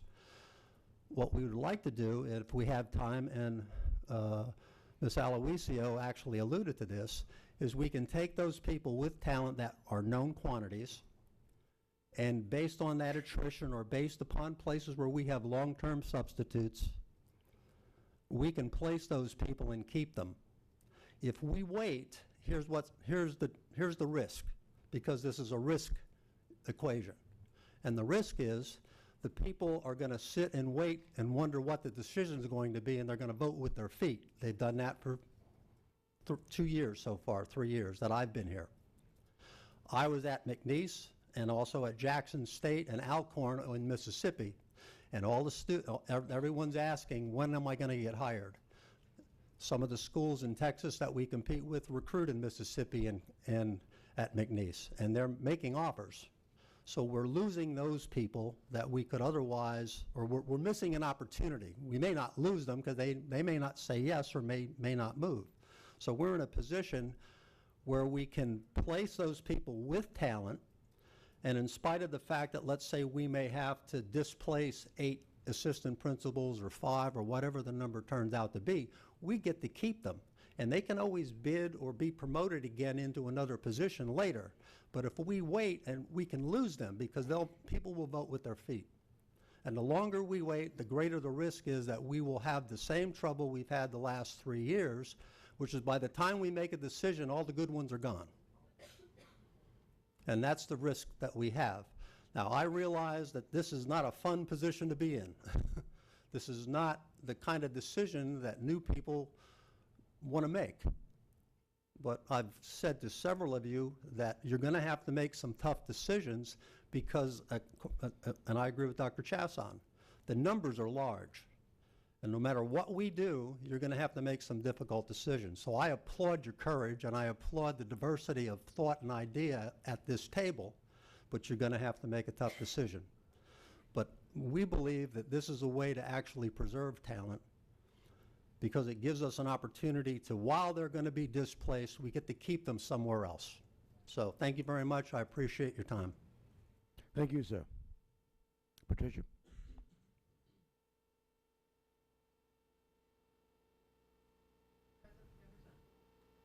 Is it on? Okay. Mr. President, members of the board, I'm here to speak against the substitute motion. I think the motion to wait until we have a superintendent hired, 2 weeks until the first meeting in May, is ample time for us to make that decision. I want you to realize that the teachers and the schools that are going to be affected by this are the schools that are maintaining this parish as a B parish. They're the ones that brought us up. They've worked hard, and we don't want to reward them by putting 1, 2, or 3 extra children in their classroom. And we want to encourage those teachers at the DF schools who are working as hard to continue doing that by keeping the ratios low for them. I think whoever you elect as superintendent is going to come in with a plan, with new ideas. That person will not have seen this budget, but they will have seen a budget in the district that they're from, and they'll be able to tell you creatively where we can cut. Where is our focus? Is it on education or is it on other things? It needs to be on the education of the children. Thank you. Thank you. Any other comments from any members of the audience? Final comments from members of the board? I'm sorry, Ms. Biado? Thank you, Mr. Angel. One point that was not made, we've had a very difficult and hard road to try to find certified math teachers, science teachers, and especially special ed teachers. And the parent that alluded to this earlier is absolutely correct. Because if we can't find special education teachers in a timely fashion, then we are not providing the services that we need to provide to those children on day 1 of school. So I would just ask that you contemplate this decision and vote in the best interest of those children. Especially, I'm telling you, math is absolutely difficult to find, and there are just not that many graduates in that subject. And special ed, there are not that many graduates. So we want to capture those folks who graduate in those high need areas as soon as possible. Any other final comments from any members of the board? Madam Secretary, we'll call for the vote.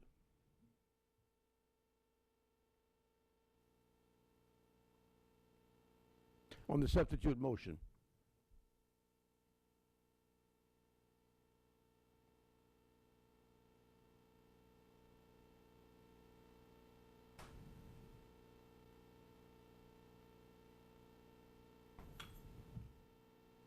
Six for, 3 against. Motion carries. Next item on the agenda is classroom percentage capacity. Eric? I wanted to ask if the staff can put the PDF of the spreadsheet up on the display.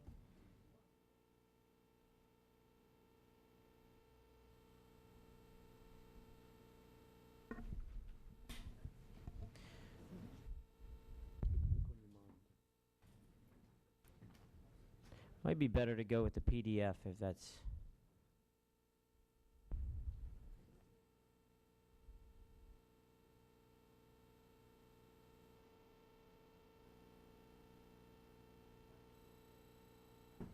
All right. No, I apologize for using a spreadsheet, especially at this time of night.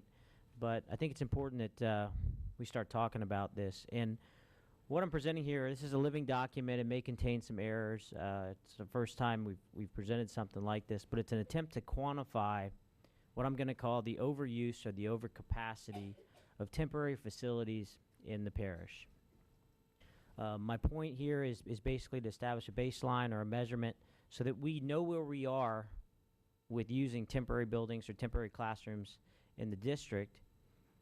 And once we know where we are, we can at least set maybe guidelines on if it's acceptable to us as a board to have schools at over 200% capacity and whatnot. The spreadsheet you'll see, if we can zoom in a little bit, has three basic columns. What I've listed here is the schools, the three primary categories: high school, middle school, elementary school. Three columns. When we built schools, we built them with the number of classrooms, and I'm calling that the total permanent classrooms. Since then, we've added temporary classrooms in the form of single classroom buildings, double classroom buildings, and temporary classroom wing structures. So I've developed a spreadsheet to show the classroom percent capacity. So a school with no temporary classrooms at it, and we can pick an example, Thibodeau STEM Academy High School, if you look at the spreadsheet, has 55 original classrooms built, 0 temporary buildings, so they sit at 100%. You look at another school, Como High School. Como High School was built with 30 classrooms. Since then, over time, we've added 27 temporary classrooms to that campus for a ratio of 190%. The spreadsheet color codes from yellow to red, yellow being a school with, say, 100% capacity, red being a school at the maximum capacity. I think the maximum, if we look on the spreadsheet, would be Evangeline Elementary. Evangeline Elementary was built with 20 classrooms in the original facility. And over time, we've since added 32 temporary classrooms to that facility. And again, this spreadsheet, this is the first go of it. This is based off information we've gotten from staff. There may be some errors, but in a general sense, if you look towards the bottom and we summarize the entire district, we're at 129% of the capacity. So basically, and Justin can correct me if I'm wrong with my math, but basically 1 in 5 classrooms in Lafayette Parish is a temporary building. Now, we may say that's acceptable. We may say as a board, that's okay. I would venture to say that if we start looking at this, it's not okay. When you tour the campuses that I tour, and maybe this hits home pretty hard with me, because if I look at LJ Alamo, which is in my district, LJ Alamo was built with 39 classrooms, has 29 temporary classrooms behind it, sitting at 172% capacity. Broadmoor Elementary is another good example. Built with 26 original classrooms, has 25 temporary classrooms sitting behind it, 196% capacity. And I'm just talking about classroom capacity and classroom use. So the point, the issue in the motion that I'm going to propose is that staff take a look at this. Staff start paying attention to it, use a report similar to this to report back to the board, come back within 30 days to provide temporary and permanent solutions to better utilize the existing classroom facilities that we have, and come up with a plan so that we don't continue to perpetuate the issue across the parish. I do not think it is acceptable for us to have a school at anywhere near 200% capacity. I do not think that is acceptable. I don't think it's acceptable to anyone up here. I do realize that things have happened over the last several decades that have put us in this situation. And Mr. Bordelon has actually a very excellent presentation. He can explain to us how, you know, the oil crisis of the 80s and certain tax initiatives over time did or didn't pass. But the fact is, if we don't start looking at the issues and looking at where I see we have a very big problem in facility usage, then we'll never know how to improve it. So again, I want to reiterate, the motion, I have no solutions right now. This is just a presentation of information. We can fine-tune this presentation of information. We can make it more accurate. We can actually put student count on there. But I want us to start looking at it and start paying attention. So again, the motion would be to ask staff to come back within 30 days with some temporary and potential permanent solutions to better utilize the classrooms that we have. Second. Motion and a second. I think staff understands the motion. I don't think there's a problem with that. Any discussion from, any more discussion from any members of the board? Yes, Britt? I just want to touch base on that, Eric. To give you an idea, when I toured Prairie a few weeks ago, they're over capacity. They have more Butler buildings than they have classrooms. The school was built in '68. Before the school opened, they had Butler buildings on. They had to haul them in. I think what has happened in the past, and what I'd like to see us do, if we do build any new schools, let's think beyond today. Think tomorrow, think future, and take care of the problem so that this doesn't exist. Because some of these schools were built, the minute they were built, Acadiana had Butler buildings on it from the beginning. And some of those same Butler buildings that were there when I was in the 70s are still there. The 700 classroom, 700 hall is Butler building. So we just maybe need to do a little better planning if we build any schools and think towards the future. But good job, Eric. Dawn?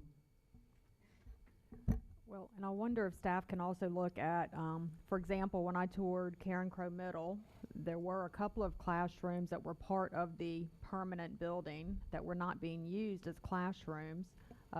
One for facility issues. The other was what I call home ec. I guess that tells you my age. The old home ec classroom, because it still has the kitchen set up, so it wasn't being used as a classroom. So there were probably in most of the schools, I would guess, permanent classrooms that are being used for storage rather than teaching.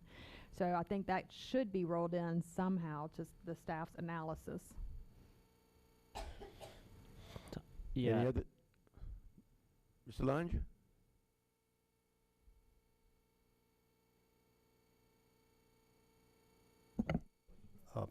First of all, I can't express how deeply positive I feel about the discussion that you're having.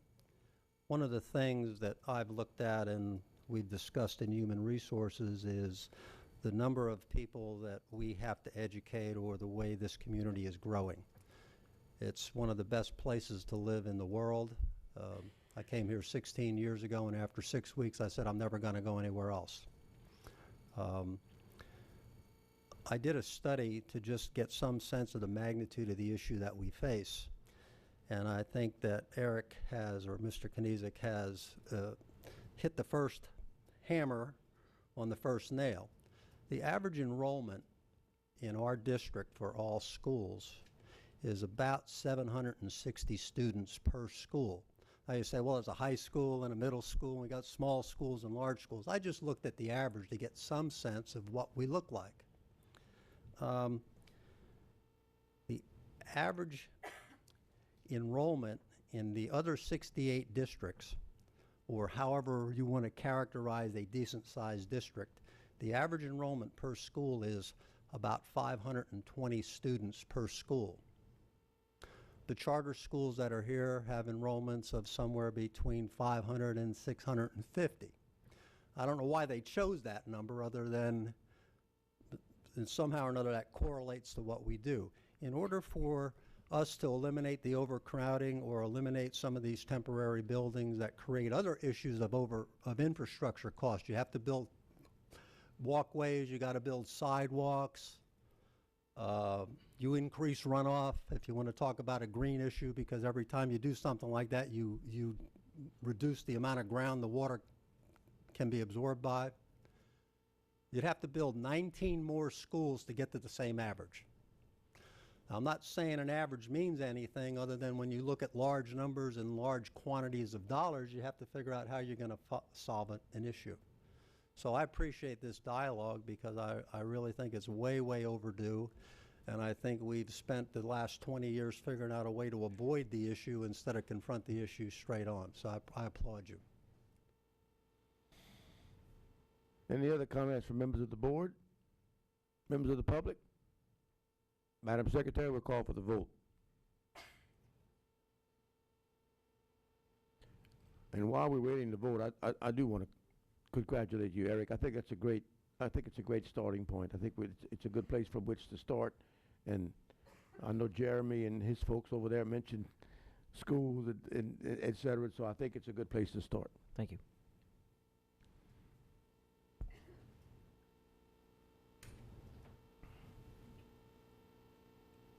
Nine for, none against. Motion passes. Item 4, cooperative agreement to support and administer Louisiana cooperative extension units off campus.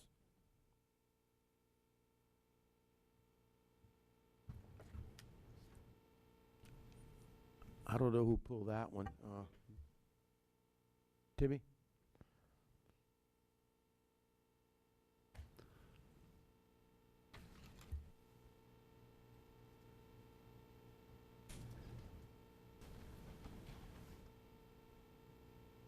Mr. President, I move that we approve it while Dr. Chasson gets Okay. Motion by Justin and seconded by Britt that we approve the cooperative agreement.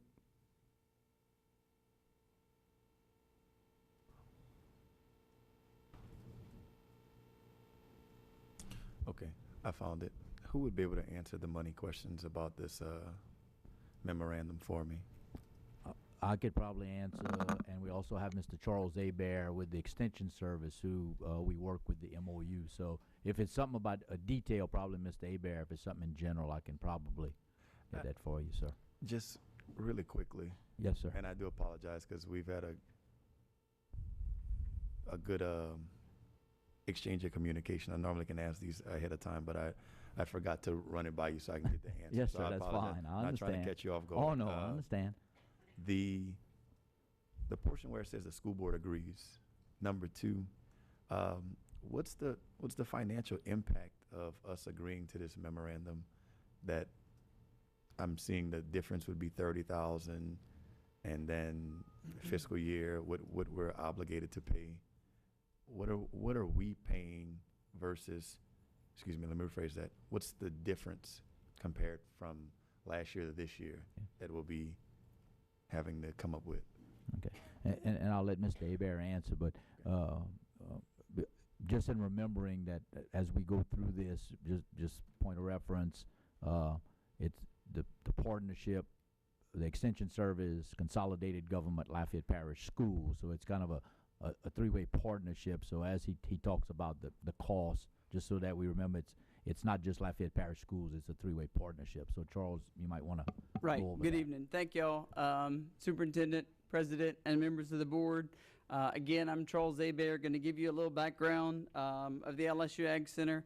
But the LSU Ag Center is part of a three-way partnership between the federal government, which is USDA, the state government, which is both land grant university systems, which consists of both Southern University and LSU Ag Center, or LSU. And then we come down to the third level of the partnership, which is both Lafayette Consolidated Government and Lafayette Parish School System. So this agreement began about 50 years ago and has been continuing to grow. In the agreement, and what it says is, the school system would increase $15,000 to the system, or to the Ag Center, within the next year. What we're doing and what we do, the LSU Ag Center and Southern Ag Centers are part of the land grant system, which is part of both the, it began by the Morrill Act and the Smith-Lever Act, which created both the cooperative extension and the research stations which exist within the state of Louisiana.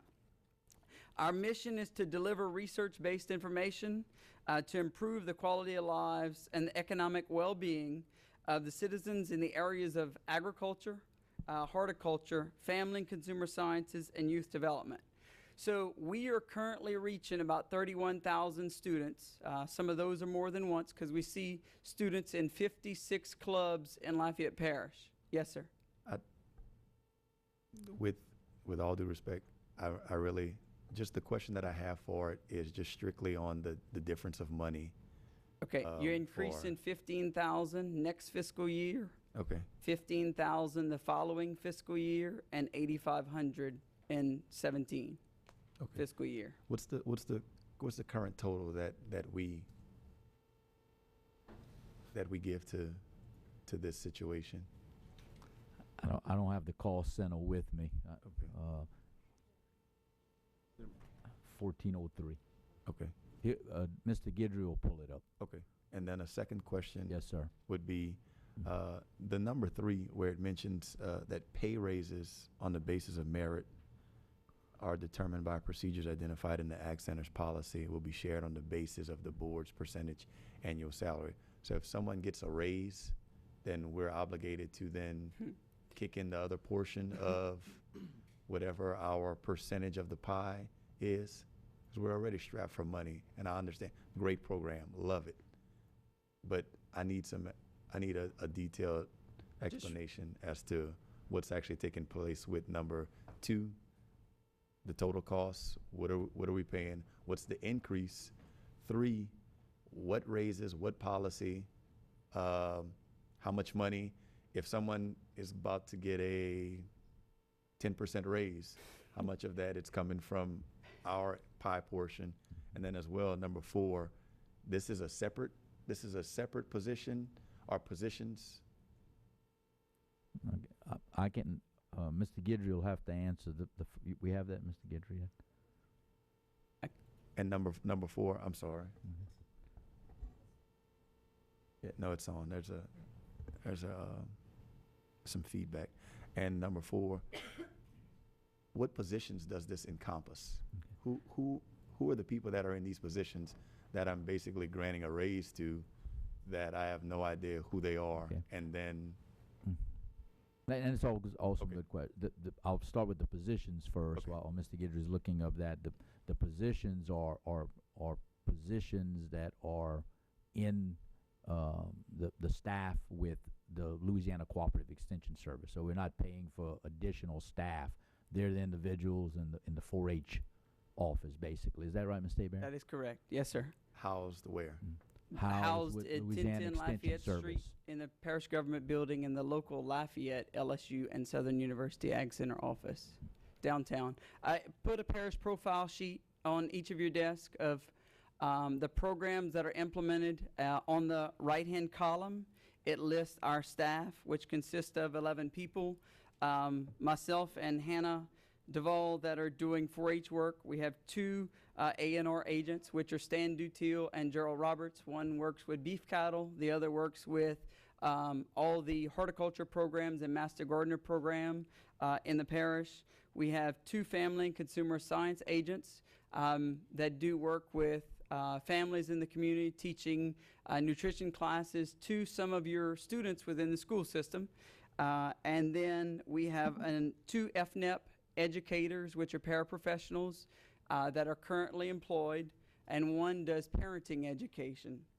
So the increase is, what normally happens is the local government gives 20% of the local salary. If you see on the back of this sheet, our salary comes from state-generated funds, is state-funded support. On the top is 46.7%.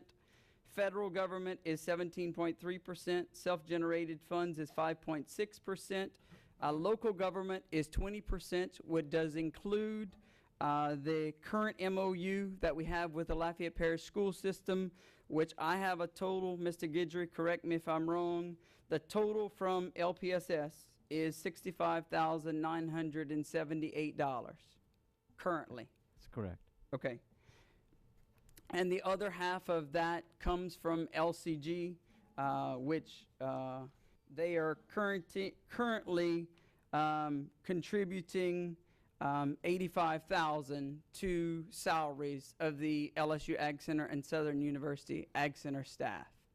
The increase, they have already pledged to increase by the same amount that we're asking from the school system. So Mayor Joey Durrell and CFO D. Stanley, they're a year ahead of y'all based on the cycle because their budget year starts November 1st.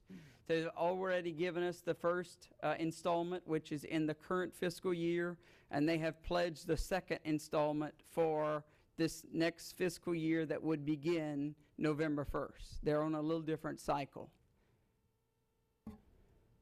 And as far as raises, we are part of higher education, which is facing a $600 million deficit. So I really don't think that will be an issue anytime in the near future. But if it is, it has to be approved by the LSU system and the legislature for that to occur. Ms. Biado? Charles, could you tell us how, maybe I missed it, but how many staff members you have in the LSU Ag Center?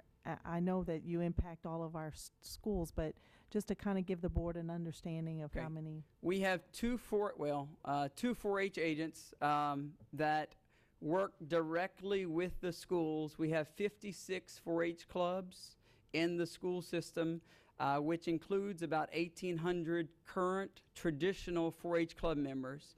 Then when we go to school gardens, there are 10 additional schools that have school gardens, and that is currently about 1,500 students.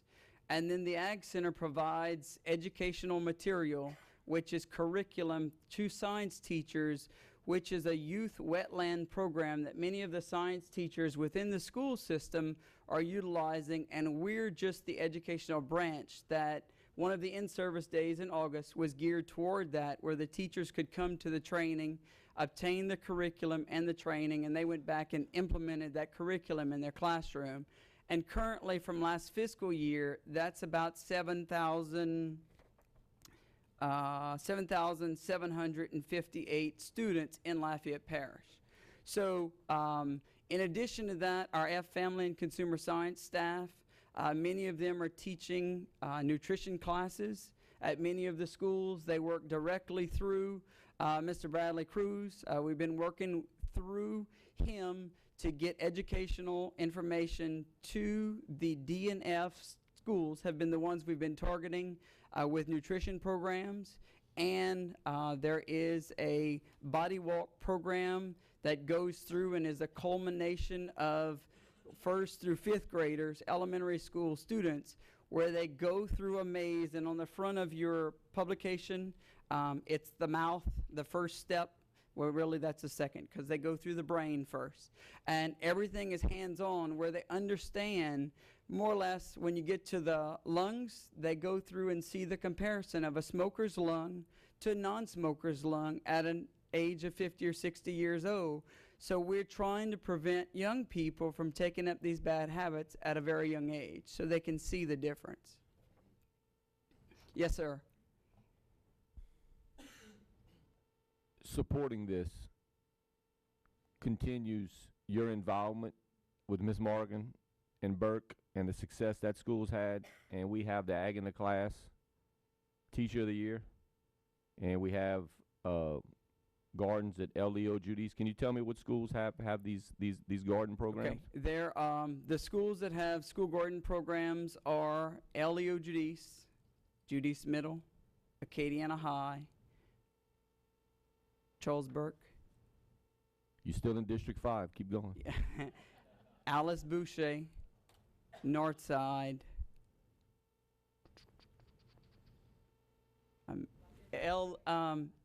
Green Tea Linden. Lafayette Middle? No, they don't have a school garden. Yeah, Lafayette Middle with that. That's the 7 Lafayette Parish school system schools that have a school garden incorporated with their current curriculum. Thank you. You're welcome. Timmy? Yeah. Don't make me the bad guy, Britt. I just come from a district that's agriculture. I mean, I got rice fields. That's all I got. Timmy, I got rice fields and cane and crawfish. We're strapped for cash, and memorandums of understanding normally don't have cash attached to them. And I just need to know. I mean, we just added +1, and now I'm giving money to someone that's maybe not even in our schools all the time. I'm just, somebody give me a complete understanding. What's the cash difference? Because I don't need any more explanations. Somebody give me a cash difference. And is that simply just the paragraph with That's all it is. with the 95,000 brings support total to 95,000? The difference of 30,000? Is that all of it?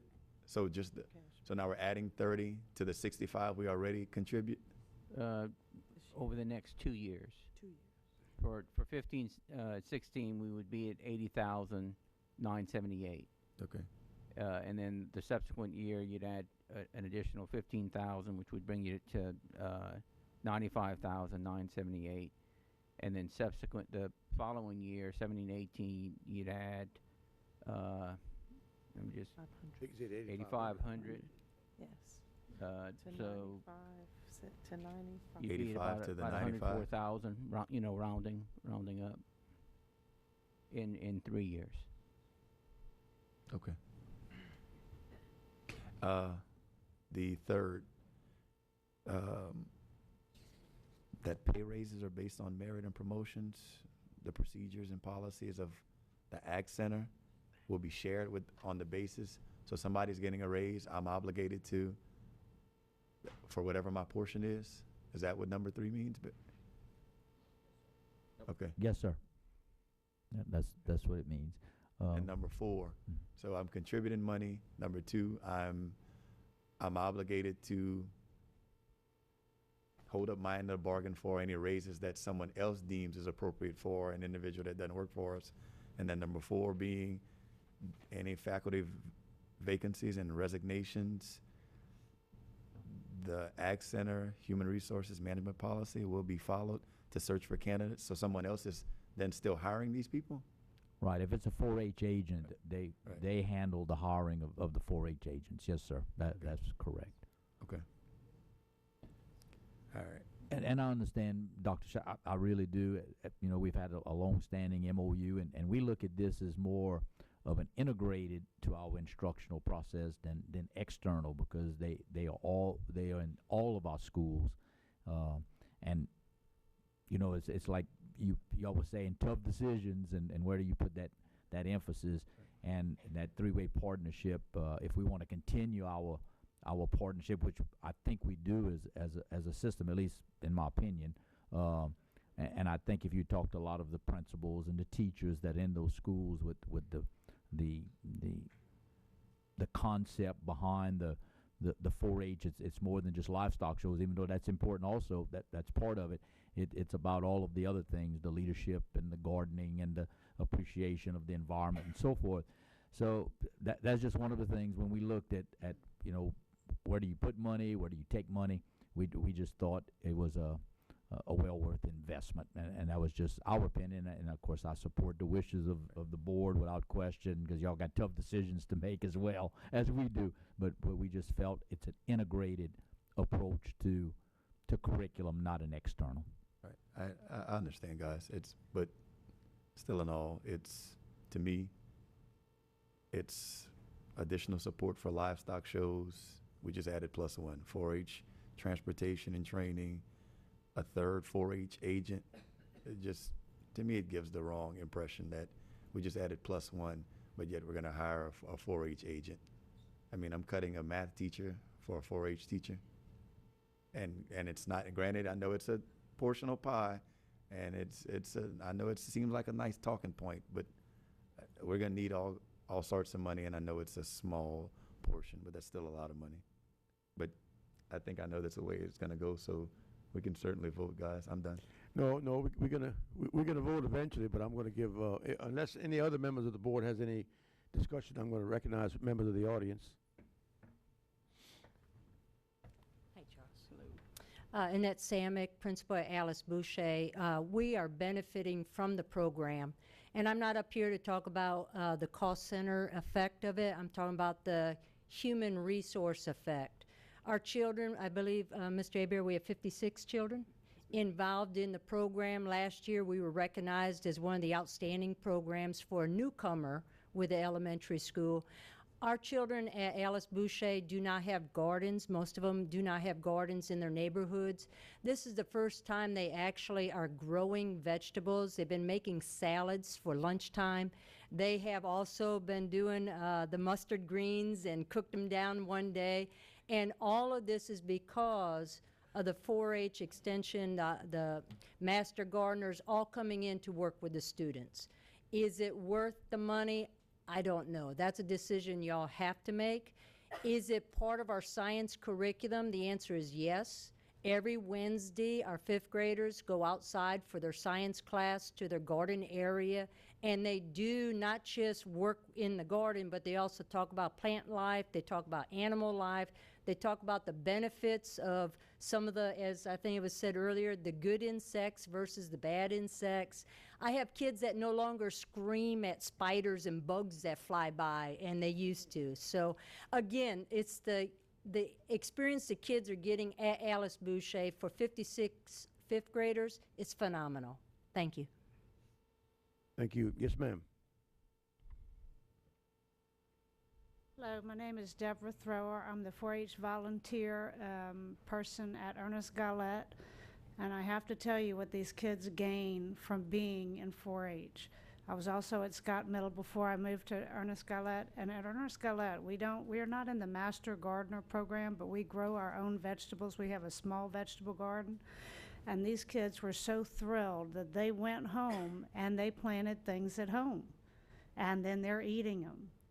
And they're so excited. Next year, they want a much bigger garden. That's just a few things. They get so many opportunities for service in the community, so many things that they are exposed to that in a regular school, our school is great, but so many things that they get to experience that is not part of our school, that becomes part of them because of the opportunities they are allowed through 4-H. So I know it's an expense and I know we have to make cuts, but if possible, I would like to say the 4-H is a great program for the kids, and it would be a wonderful thing to keep. Thank you. Thank you, ma'am. Yes, ma'am. Good evening, Allison LeBlanc again.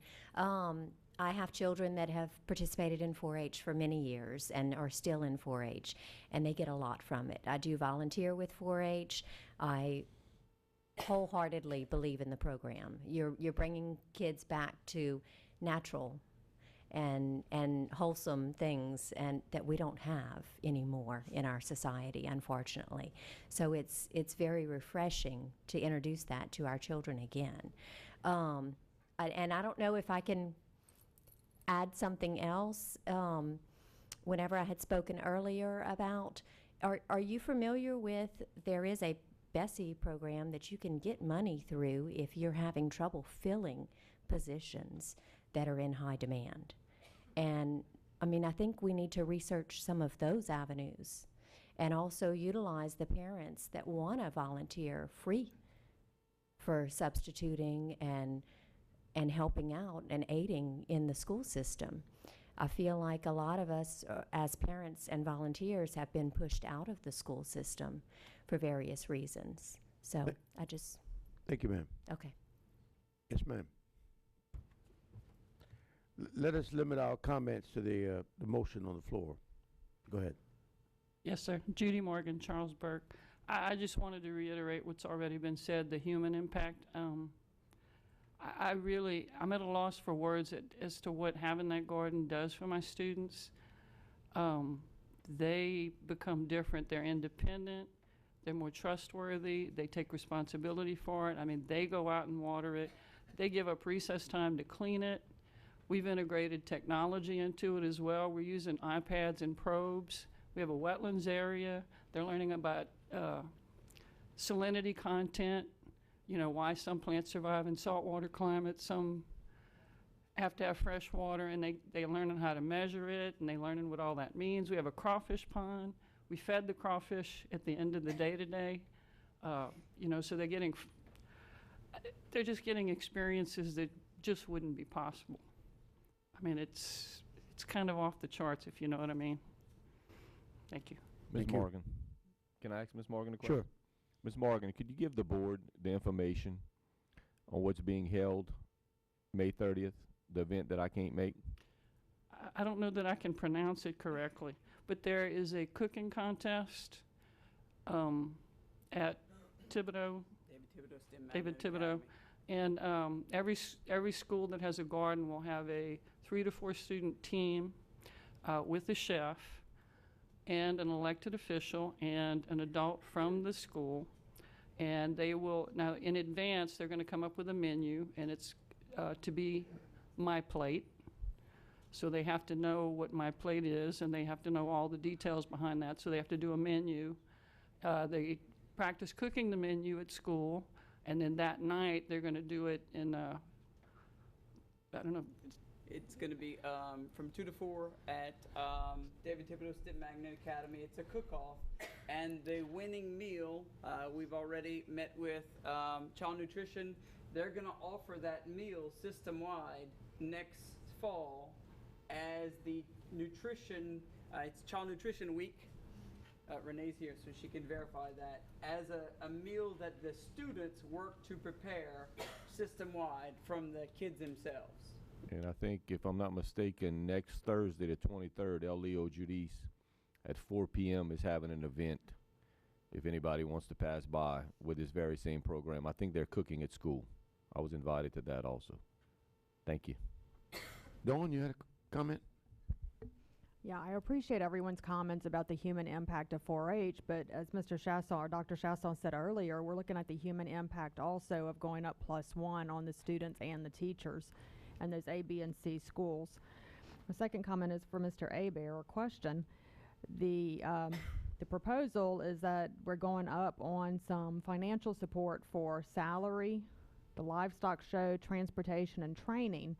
So if we voted to not increase it, it's not affecting these programs that these individuals are talking about, is it? They would not be expanded. But they would not be lost either. Okay. Yes, ma'am. Hello, my name is Sarah Skinner. I'm from Broadmoor Elementary. I have a daughter that is in 4-H. I think she benefits greatly. However, I do understand the need for budget cuts, and when we just increased our student ratios, I think it is just, I mean, how can you, how could you continue to fund a program like this? I mean, I think she loves it. I think it's phenomenal when you have the money to spend on it. I'm an economist at UL, and I understand balancing budgets. I just don't think that you could. I don't see how you could fund this. Thank you. Any other comments? If not, Madam, I'm sorry, Timmy.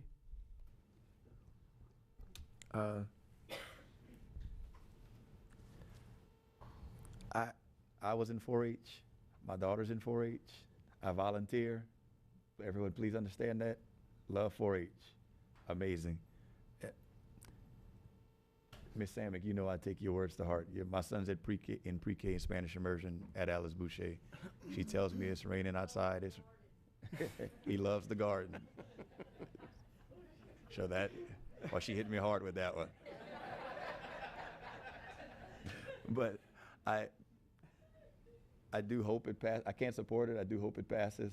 But but I mean that's $300,000 over the course of the next 3 years, and that's just a lot of money, guys.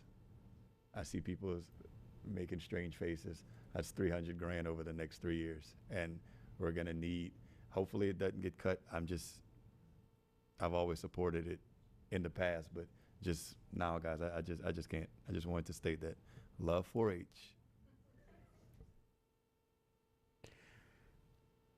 No other comments. Madam Secretary, we'll call for the vote, and in so doing, I just going to put up a couple of words in. I think it's a great program, and this is one of those programs where we're not bearing the full burden of it. It's a cooperative agreement between the school system, the parish, the state, and the federal government, and the universities involved, Southern and LSU. I think it's a good program.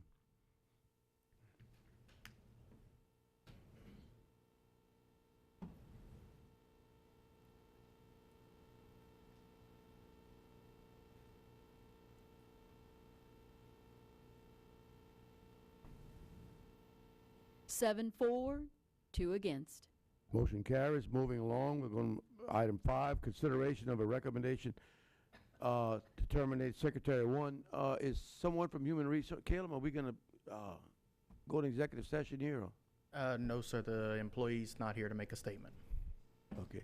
And the employee was informed of his or her rights? Yes, sir. Okay. Then I move that we accept the recommendation of staff. Okay. A motion by Dawn, second by Britt, that we accept the recommendation of staff. Any discussion? Yes, sir. Justin. I have something for our attorney. I just told her she doesn't get paid to sit there and not say anything all night. Well, look, I gave her a heads up of what I'm going to ask her. I'm not going to catch her off guard here. Dr. Chasson's frequent abstentions on votes of this nature have encouraged me to see what it is that we're responsible for doing. And since we haven't talked about Act 1 for some time in this room, I will point to Revised Statute 17, Section 81, Part A, Number 6, which says the superintendent and school principal shall make all employment-related decisions based upon performance, effectiveness, and qualifications as applicable to each specific position. Effectiveness as determined pursuant to Revised Statute 17, 3881 through 3905 shall be used as the primary criterion for making personnel decisions. However, in no case shall seniority or tenure be used as the primary criterion when making decisions regarding the hiring, assignment, or dismissal of teachers or other school employees. The other school employees part is what caught my attention for this particular issue right here. It seems to me that we should have no role in this, that Mr. Lejeune should be the final decision maker in this case. So I was going to ask our attorney, is this true? Has this law been amended since 2012? Well, I will refer you to your policy, and I'm not sure the basis for this recommendation for termination. I haven't seen that. It's for effectiveness. Okay.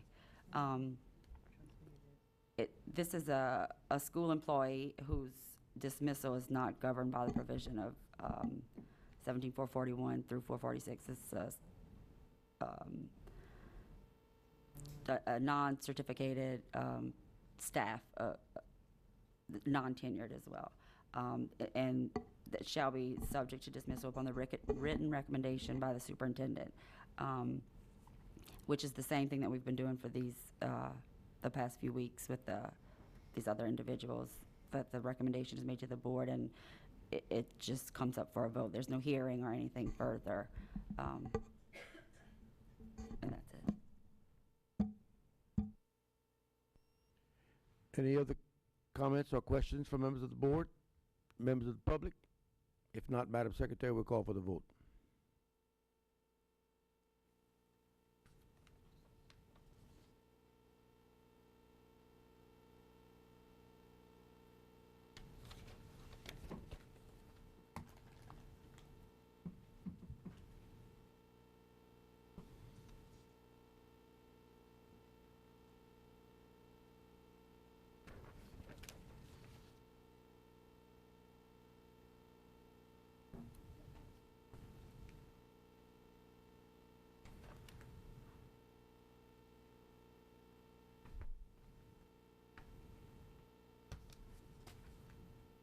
Mm.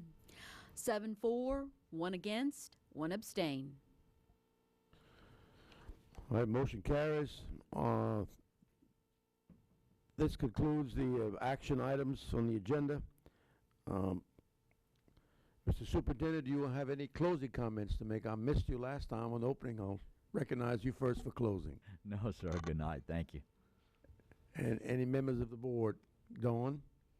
Mr. Lejeune, I've had several people contact me recently about when the 15-16 calendar is going to be available. I know you said that the previous board had adopted a 2-year calendar, so it's been adopted. I'm just wondering when it will be published. Actually, I did get the calendar today and spoke with Ms. Williams, who worked on the calendar. We also wanted to make sure about the bringing it before the board.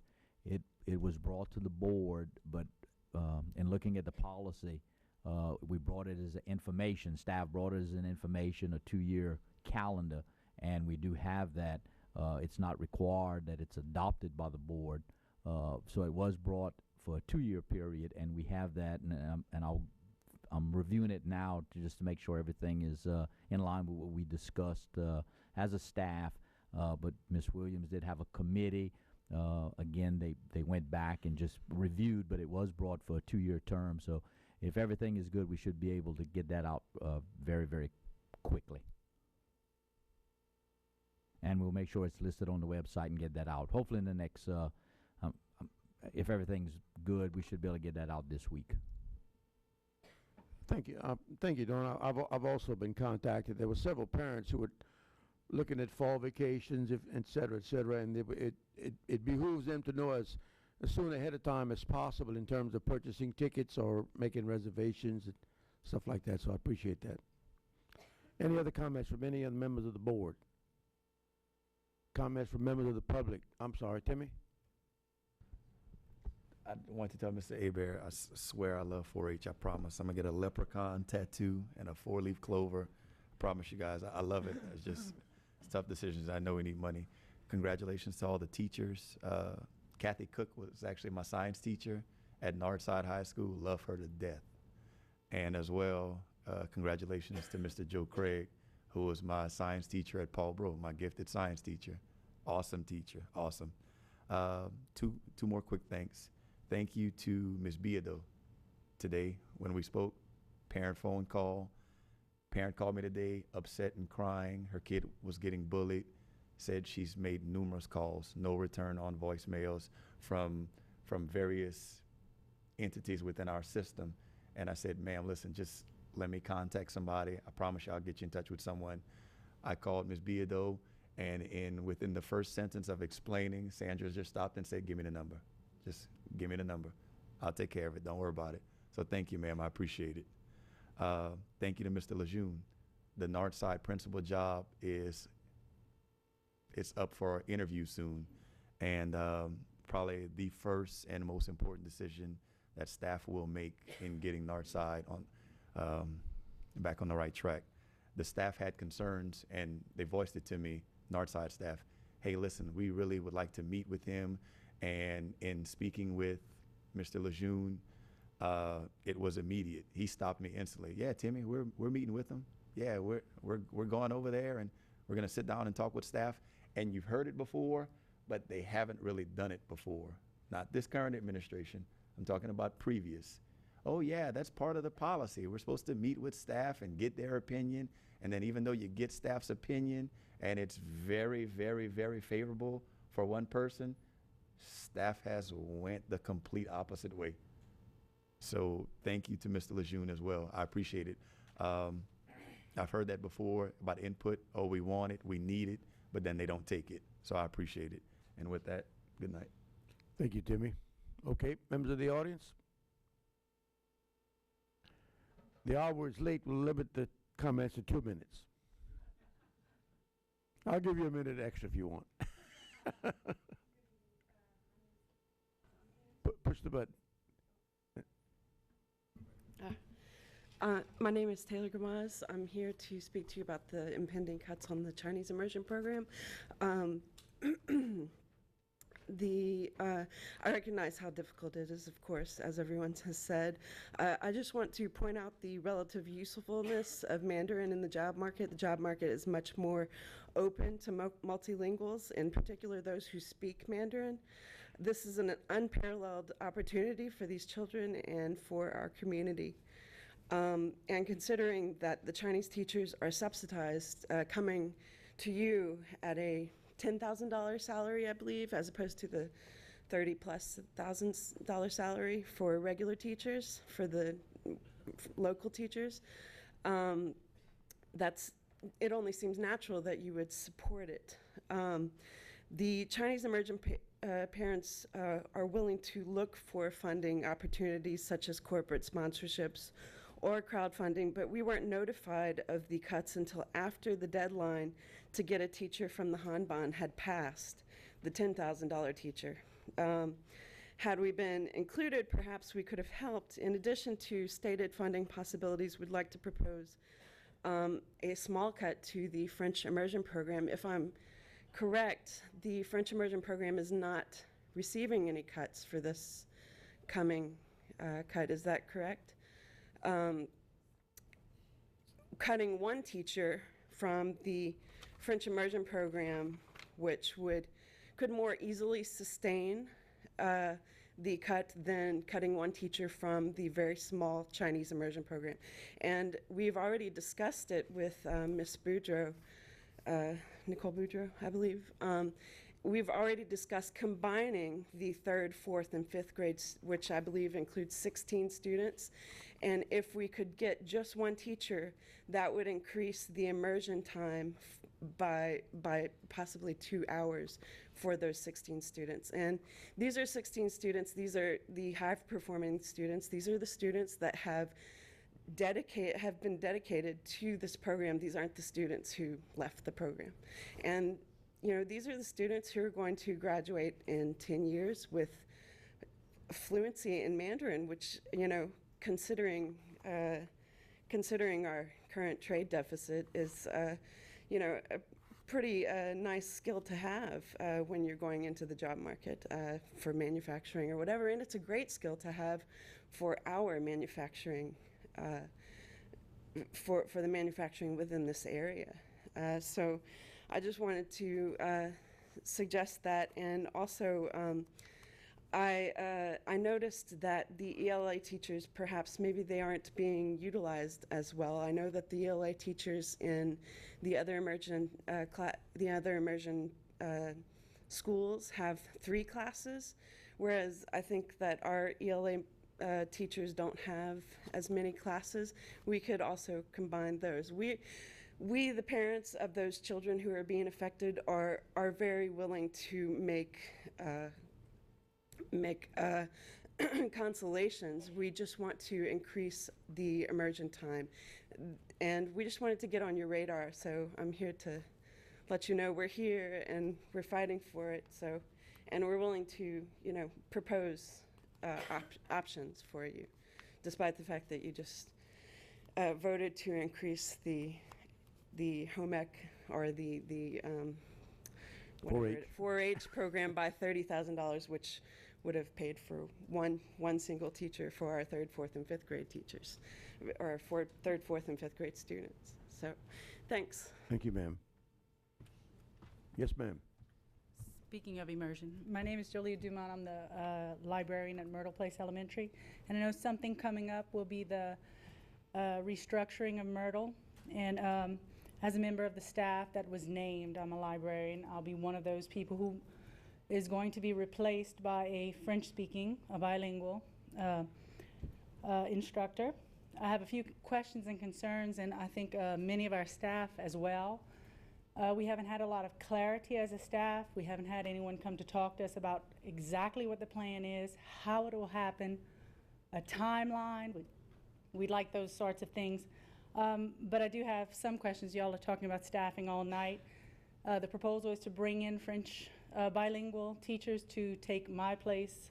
We've already lost a music teacher, our band, PE, and it's proposed that it's a savings to the district, but you're going to have to displace me and hire 3 new people. So I'm not sure how that's a saving to the district. And I do have a question about highly qualified. I know y'all are very proud of the fact that we staff our parish with highly qualified. I have a master's degree in library science. I have a certificate. I'm certified as a teacher and 24 years of teaching experience. I'm in the position, but I might be pushed out because I am not bilingual. So I'm hoping that we can get some idea about what's coming our way as a faculty and a staff, and what will be the effect of making Myrtle just French immersion. Is that going to be something that has to be done with all staff members that work with French immersion students, such as Prairie, that has a larger population of French immersion than we do? Will their librarian, their PE coach, will they all have to be bilingual? You know, will those schools be receiving substandard services because their librarian, their PE coach, their music is not done in French. I don't know if there's been an outcry from parents saying that they didn't feel the French immersion program was strong enough, that we need to, make it total French immersion. So I'd like more of a discourse for all of us to be involved with before. Unfortunately, most of the news we've gotten has been through the local newspaper the day after it's been announced. I'd like someone, and I know many of our staff members would like something, as far as a timeline in writing, what's going to happen to this school. I've been there 12 years. I love the French immersion program. We have wonderful teachers, but we do have a great deal of French teachers that turn over. They come here for 2-3 years and then they go back to their country. I can't blame them, but that continuity is lost. The library is tied directly to English language arts. I don't see how anyone just using common sense can say that, you're going to get a better performance in a bilingual setting if it's English language arts that we're talking about, and those students still need that time. And I know, we're going to have to bus all these students that are zoned. The children that walk to Myrtle every morning will now have to be bused to Broadmoor, bused to S.J. Montgomery. Is that saving our parish, that much money? I'm not sure about that. Highly qualified, again, you have people in these positions that are highly qualified. They're in the position as of today, servicing these students, and I think we're doing we're working hard, doing the best we can. So if we could have someone maybe come and speak to us about a timeline, how this will be done, the overall goal of this, we'd like to hear from central office. And just one more thought. I'm from Louisiana. I went to UL. I've, lived my whole life here. I plan to retire here. I'm invested in this community, and it's disheartening for me to think that I can be outsourced to someone from another country. So when that comes on your radar, please, think of us, and if we could get some more information as a faculty so we can actually have some input, we'd appreciate it. Thank you. Your thoughts are well taken, ma'am, and I'd like to instruct the superintendent to, and if for someone to go over there and meet with the folks over there in terms of what's going on and the timeline. And I want to reiterate that I know Mrs. Boudreaux would probably be involved, but I'd like someone else to go along with her. Is that acceptable? Is that okay? I will do it personally. I appreciate it. I appreciate it. Yes, ma'am. Hi, my name is Courtney Neiditcher, and I am a Broadmoor parent, and I just kind of wanted to add on to the previous speaker about the French immersion program at Myrtle Place and the students, the zone students for Myrtle Place going to Broadmoor. We as Broadmoor parents have serious concerns about how we'll be able to absorb those extra children when a lot of our kindergarten classrooms already have 22, 23 kids. We have a large ESL population at Broadmoor, so those children that start out in the ESL program, once they are able to go into the regular classrooms, which may be at the beginning of the school year, it may be at the middle of the school year, we have to have some wiggle room to accommodate those ESL students. We also feel strongly that the specialization of schools is not in the best interest of Lafayette Parish Public Schools, and I'd like for you guys to think about that. We as a public school try to accommodate all students, and it's my opinion that we should be trying to elevate all of our schools and not just one. And so, that point being made, I also have questions about how do we decide if, in fact, we want to specialize a school, how do we decide which school to specialize? There's lots of really good programs, really good schools of choice programs out there that, how do we make that decision? It's a slippery slope, in my opinion. Parents are given the options to send their children to a school of choice instead of their zone schools, and so it's something for you guys to think about. I'm also wondering, some of the data around, like what the previous speaker was saying, around how many students would be going to Broadmoor. And in the proposal, it's been proposed that those students entering kindergarten their siblings would also be going to Broadmoor. So not only would Broadmoor have to absorb the kindergarteners, they would also be absorbing siblings. There are some families that have 2 or 3 kids at, Myrtle Place. So now we're absorbing 4 children, 4 students, and that's just in the one family. And that's something that we would like for you guys to think about and consider. And I just, it's something that impacts us all at our school, as well as all schools. And I think that, before we start specializing schools, that's something that we need to think about. I know in the proposal it was written that in 2012 and 13, there were that a lot of parents supported this push for more French immersion. But, I question, are they truly supporting French immersion, or are they supporting the only elementary school of choice, which is the French immersion program? Meaning, would parents opt for a school of choice, STEM school or some other school of choice, or are they just choosing the school of choice versus their zoned school? So those are all things that I'd like for y'all to think about, as well as looking at the data of how many students are in Broadmoor. We just talked about Broadmoor is at 200% capacity. Where are we going to put these children? And I have a kindergartner coming in to Broadmoor this year, and I think about, okay, we've just added 24 student ratio, so now there's going to be 24 kindergartners for that teacher. And I know it's important to hold on to teachers, but we also have to look at these students, and how does that impact the students in that classroom? And now we're also wanting to specialize one school and send all of those zoned students to another school. So thank you for your time. You're welcome, ma'am. And this discussion has taken place and will continue to take place. And correct me if I'm wrong. I don't think that it's cast in stone where these children are going to go. And you're absolutely right. And Eric brought it out last meeting that Broadmoor is at 200% capacity. So I'm not sure. Well, there are a lot of parents. I'm sorry. There won't be any more. But I'm not sure that any of them are going to go to Broadmoor. But believe me, we're working on it. Okay, because we're very concerned about it. Yes, ma'am. Yeah. Thank you, ma'am.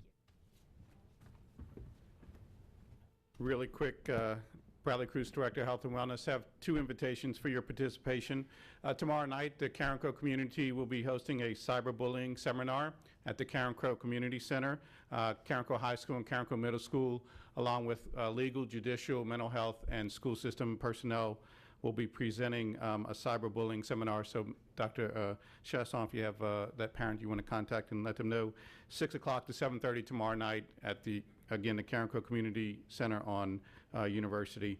And remind you guys, next week on the 22nd, we will have our discipline committee. If you have any constituents that have recommendations, or if you have recommendations, again, the discipline committee covers not only discipline, but dress code, cell phone, et cetera, et cetera. If you want to email any of those recommendations to myself or Mrs. Biado or your representative on the committee, we do that. We're meeting next Tuesday, the 22nd, so next Wednesday afternoon. So I invite you, yes, here at 2 o'clock. 2 o'clock.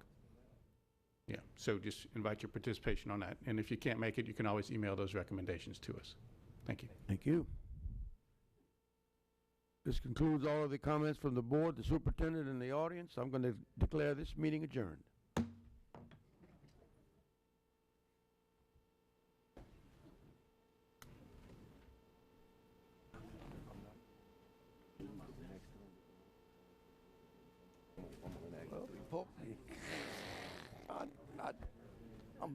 I'm